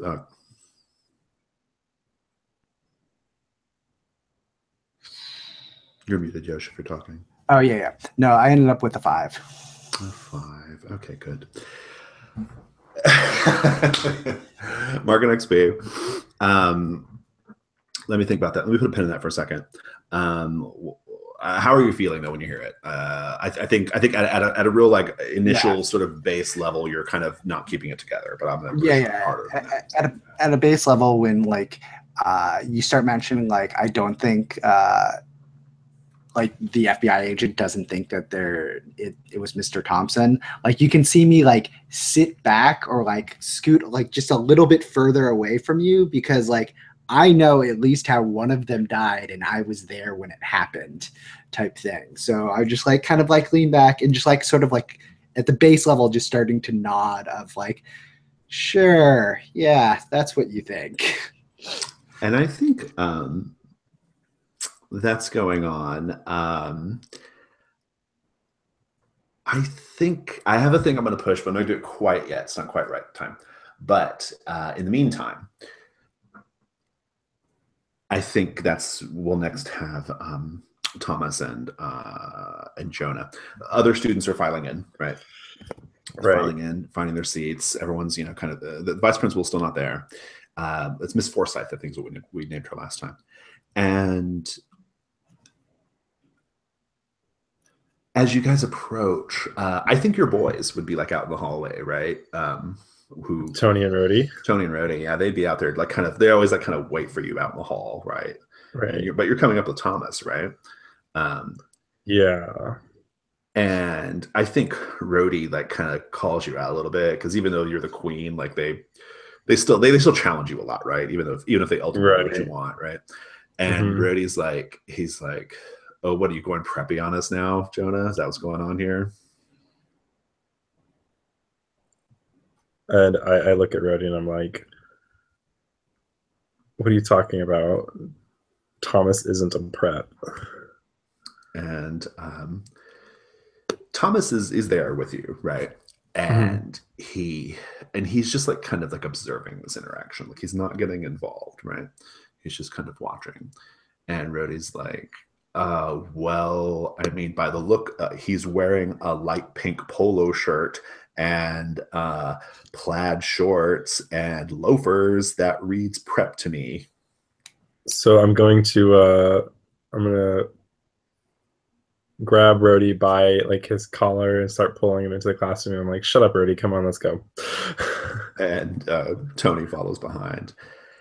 And then Thomas follows behind all of you. So as soon as I walk in and I see Margot, I freeze. Yeah. And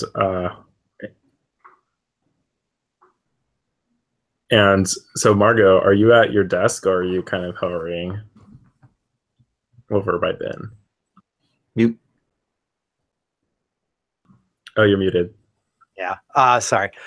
You see me standing over between Serena and Ben's desks, and Ellen's there with us too, and looks like she's just finishing talking. And you see me just kind of eating a granola bar and looking kind of satisfied for some reason. I kind of look up and just kind of make eye contact with you and look back down. And I am like glaring at you, and I actually walk around the class, like the side of the classroom to get to my desk. Like I avoid you completely. Kind of like, whatever. Is that a shutdown or is it that hard, do we think? Are you trying to go in that hard, or is this just more of a like kind of natural tension that we're doing here? I think this is just tension. Yeah. Good. Anything else you want before I continue, or okay? Yeah, no, I just go straight for my desk. I mean, I don't know what Thomas and Tony and Rhodey are doing, but Tony and Rhodey come in to their seat, And I think like Ben is still like standing up and like either trying to talk to Serena or just trying to do something, just trying to make small talk or whatever. He's still kind of standing up in the rows. And Thomas comes in, and Thomas like walks over to his seat, which is, if you recall, was your old seat, Jonah. He made you move to the back. And because to quote him, Alan's seat is open now. But Thomas like he comes in and he's like staring at Ben. Like Ben is like standing in his way to get to his desk. And he's just staring at Ben. And Ben hasn't noticed him yet.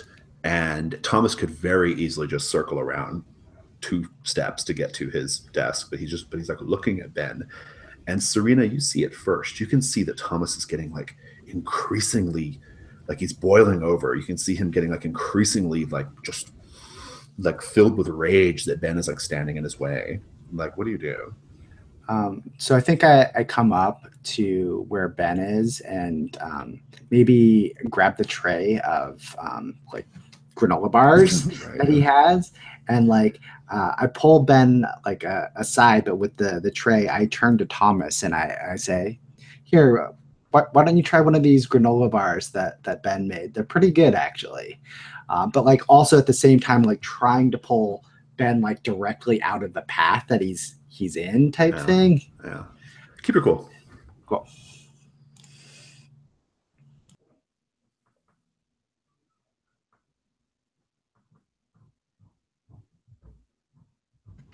Yeah, I got a 7.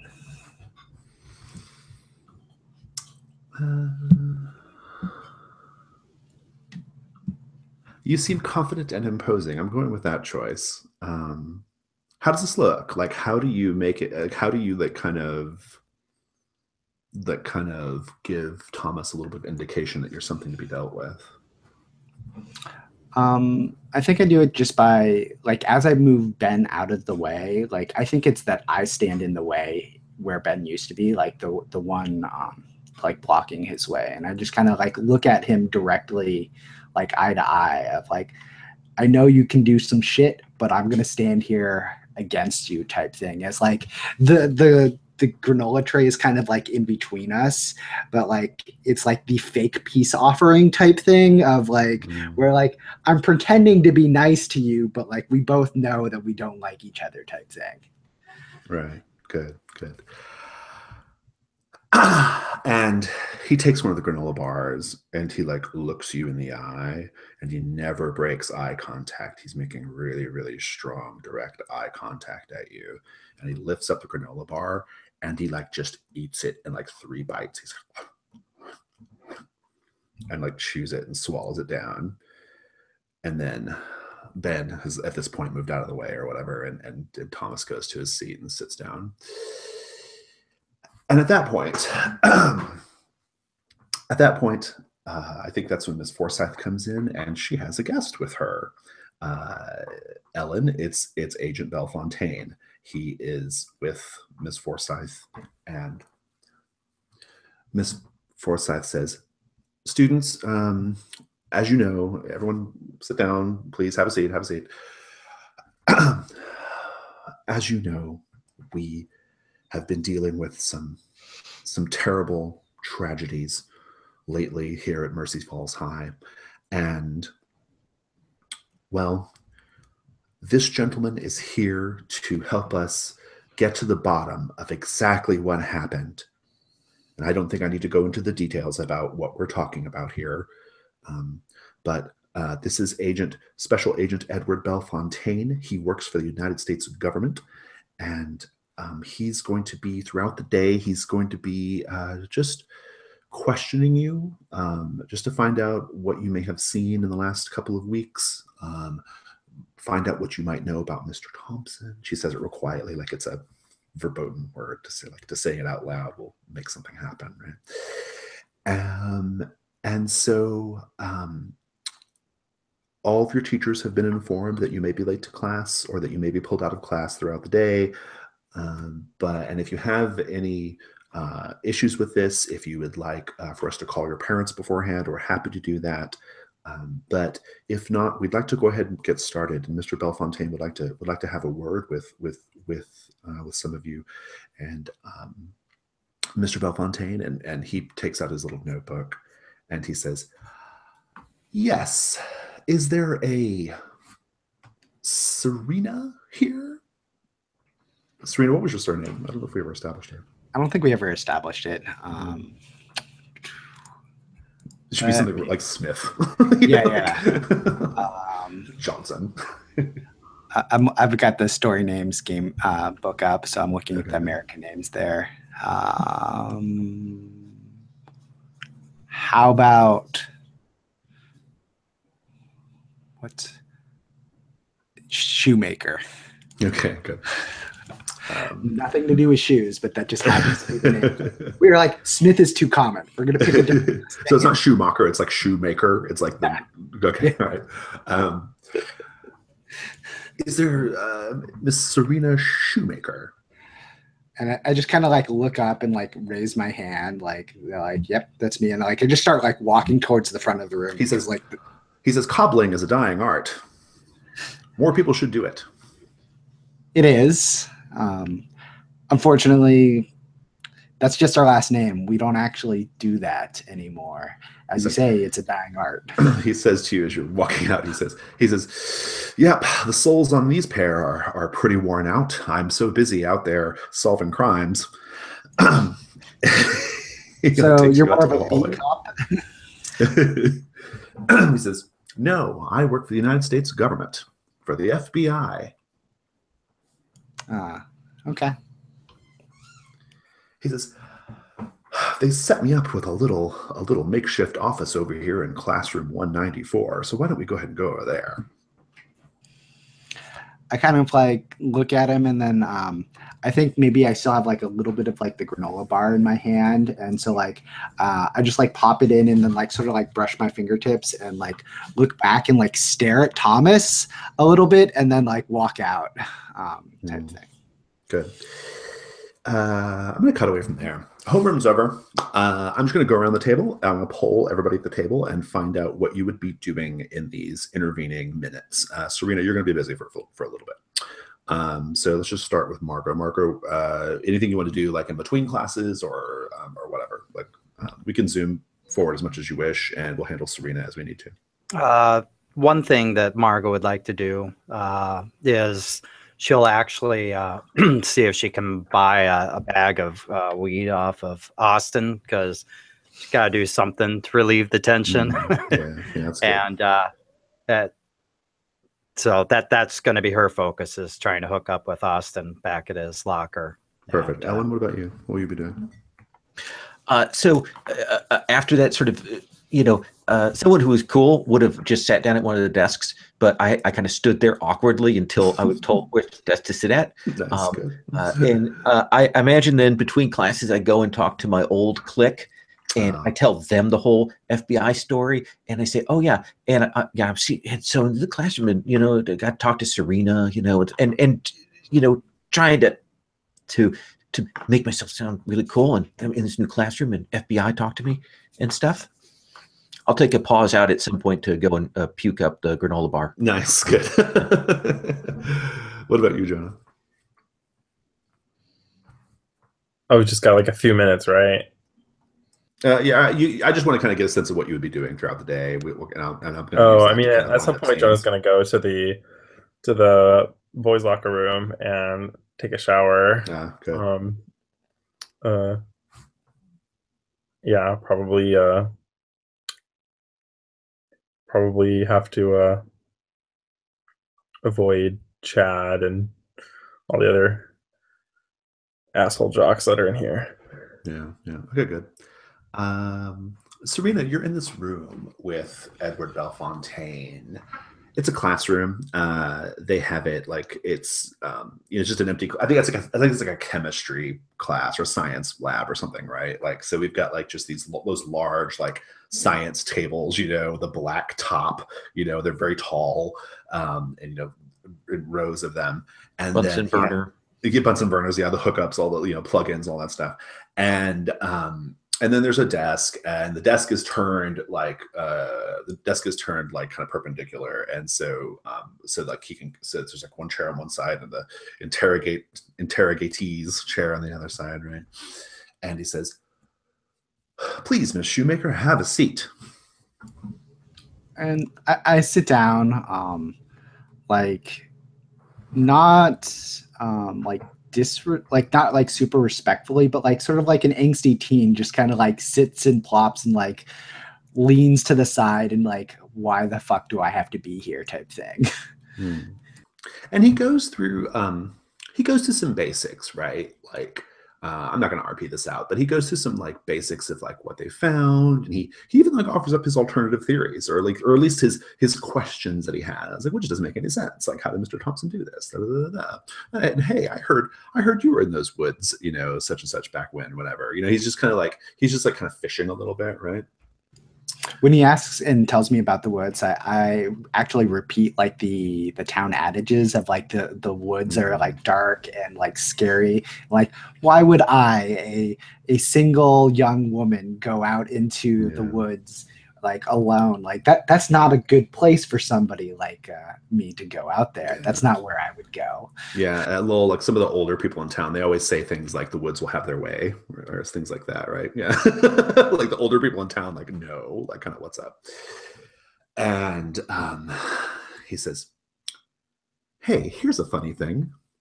One of the victims, Alan, he was one of your friends, right?" Yeah, he was. It's not easy losing someone like that. And he kind of smiles, like you guys are about to share like a really awesome secret. He says, do you know how he died?" I mean, I heard he was poisoned or something like that. Bite marks right here on the neck. Bite marks, missing a little bit of blood, but hard to tell because the insides of them were all black and gunked up. They said his skin was so desiccated and black, you could almost see the bone underneath the epidermis. It was just pulled back tight. Beautiful head of hair, though. Yeah, I like when he's describing it and like reminding it, I totally think like I shudder and shiver as it, because like he may interpret it, I don't know how he interprets it, like, but somebody else might interpret it as like, oh, this is a horrid description, they're shuddering, but like I'm shuddering because like I remember it and watching. I want you to keep it cool too. Yeah, keep it cool. Yeah, that's totally fine. Yeah.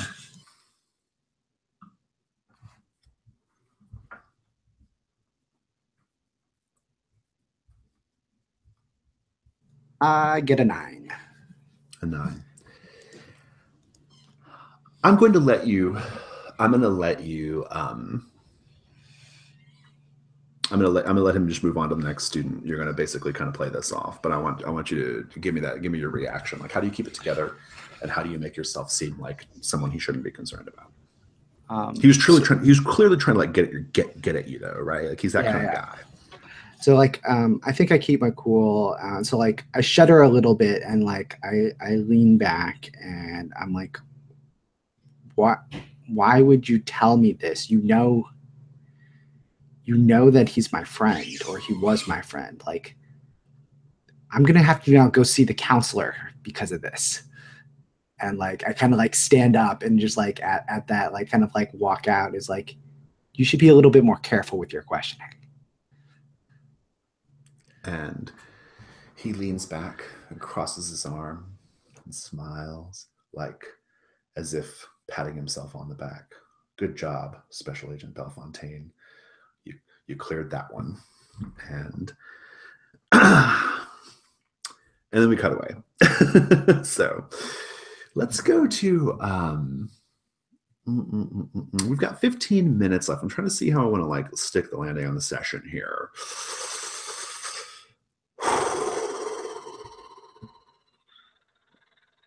Got it. Jonah, I think I want to have the scene with you in the shower. Okay. Boys' locker room. You're showering. There's like a bottle of like body wash that like has been in there for 3 months, and Jonah just like goes over and looks around and then puts some in his hand. You're kind of alone right now, right? Yeah. No one else is around. Interesting. Does anybody else want to be on scene before I continue? Like in Jonah's scene? Anybody has any ideas? I'm open to anything, but just throw it out there as a possibility. Maybe like just before he goes in, he probably kind of realizes that Ellen is in the classroom and that he saw that weird thing with her. That's right. You saw. Oh yeah, we should probably play on that, right? Let's play on that because like you did see Ellen. Like maybe you're putting 2 and 2 together now. Like wait, according to her backstory, you saw her body being dumped in the woods, right? Was that you? No, or was that I saw. No, she Marco. visited my bedroom. Yeah. Oh, that's right. Yeah. Oh, so Ellen, you have I don't actually history of like creeping on Jonah then. Oh yeah. Yeah. So there may Might be this the be an thing where opportunity? if he's in the shower, Yeah. I may be slide in there to watch. I'd love to frame it up this way if it's all right. I think it'd be cool if like you're just walking by the boys' locker room and you just hear the shower going, but it's not like gym time or extra.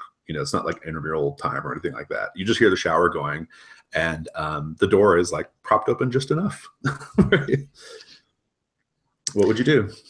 I probably go in kind of without realizing it, and that sort of sleepwalking, and do that walk around, and sort of before I realize it, I'm up on top of the lockers. Nice. Kind of along. Nice.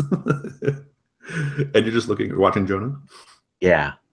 That triggers one of your moves, right? Oh yeah, that's right. That triggers creep. Yes. So I gain a string on them. Yeah, go ahead and take the string. I do have questions though. I want you to earn that string. First of all, I think you notice some evidence of like the intensity and the bizarre behavior that Jonah gets up to in the forest on his body. What do you see on his body that lets you know that's like, oh, he's into some shit? Probably, I assume that they cut each other at least a little bit. Probably, right, Jonah? And so there probably are scars that aren't like they're more creatively done kind of scarification on his back and things like that. Does that seem okay, Jonah? Yeah, sure. Yeah. They do weird like little rituals with like body art and stuff. So like they've used like blood and mud and other things. Yeah, that's not right. Second question. Is Jonah doing anything inadvertently that might like turn you on?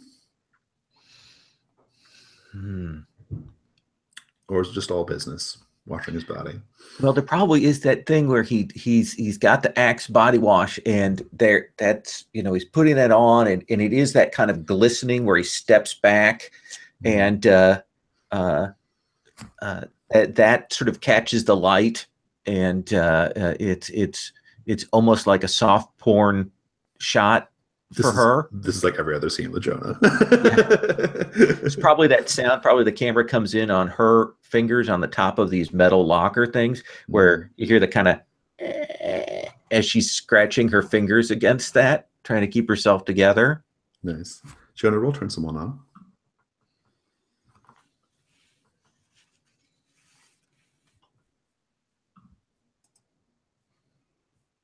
That is a 6.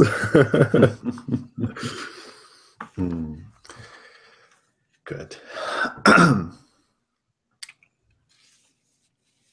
Jonah, someone's watching you. Oh, Jesus.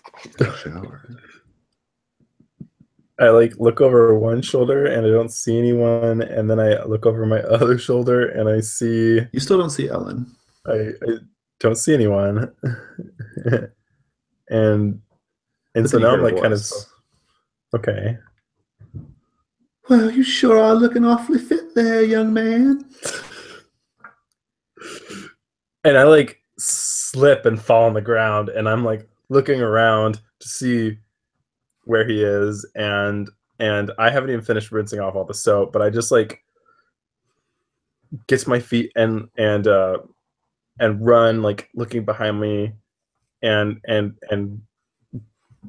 grab my clothes and like try and start putting them on, like trying to look around and find where he is. Nice. I think I want to cut there. I wanted to have one more scene with Margot, but that feels like a good cut.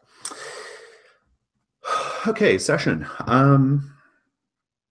Good. I was really happy with it. I think I was purposely going like with a real deliberate kind of build up to introduce, basically, essentially reintroducing the characters again, and trying to get Ellen worked in there as much as I can. I was really happy with it. The RP was really good. I thought the scenes were great. So that's my point of feedback. Anybody have anything else they want to discuss?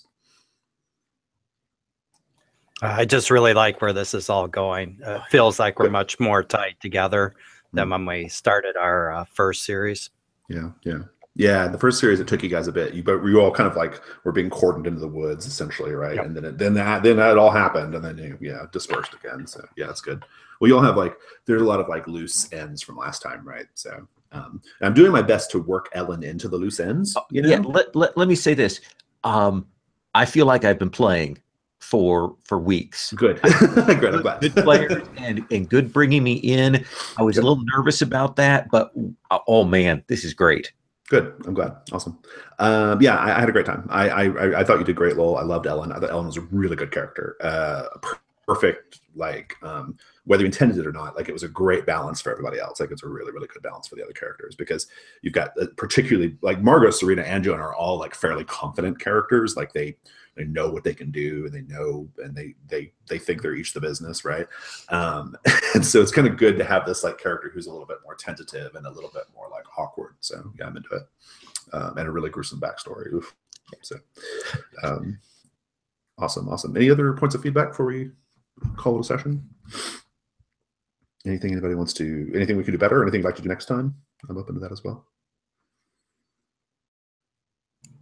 I mean, the only thing I can think of for me is just that I have this dark power thing that is a little nebulous right now, and I think it's Thomas, right? We didn't really quite define it, but I was. That's what I've gathered. But yeah, I'm pushing it toward being off that more. Yeah. Awesome. Cool. Great. Yeah. I was gonna. Yeah. I was gonna say maybe a flash of what Margot's reaction now that she's interacted with Ellen after having seen her buried in the woods. Yeah. I think that'd be good. Yeah. That's actually a good point. I'm glad you brought that up, because that is one of the that feels really key, right? That feels like that has to be something that happens. Maybe if it's even something that like invokes a gaze into the abyss by Margot, I think that would be really great. Like Margot, like maybe putting two and two together. Maybe the scent, the smell, maybe is what pulls it together, right? Scent. It's artificial really Ellen. Love that I used to smell different. Yeah, that was great. Well, I don't have anything else. I thought it was lovely, very fun, great scenes. I'm looking forward to the second one. Yeah, I can't wait for next week.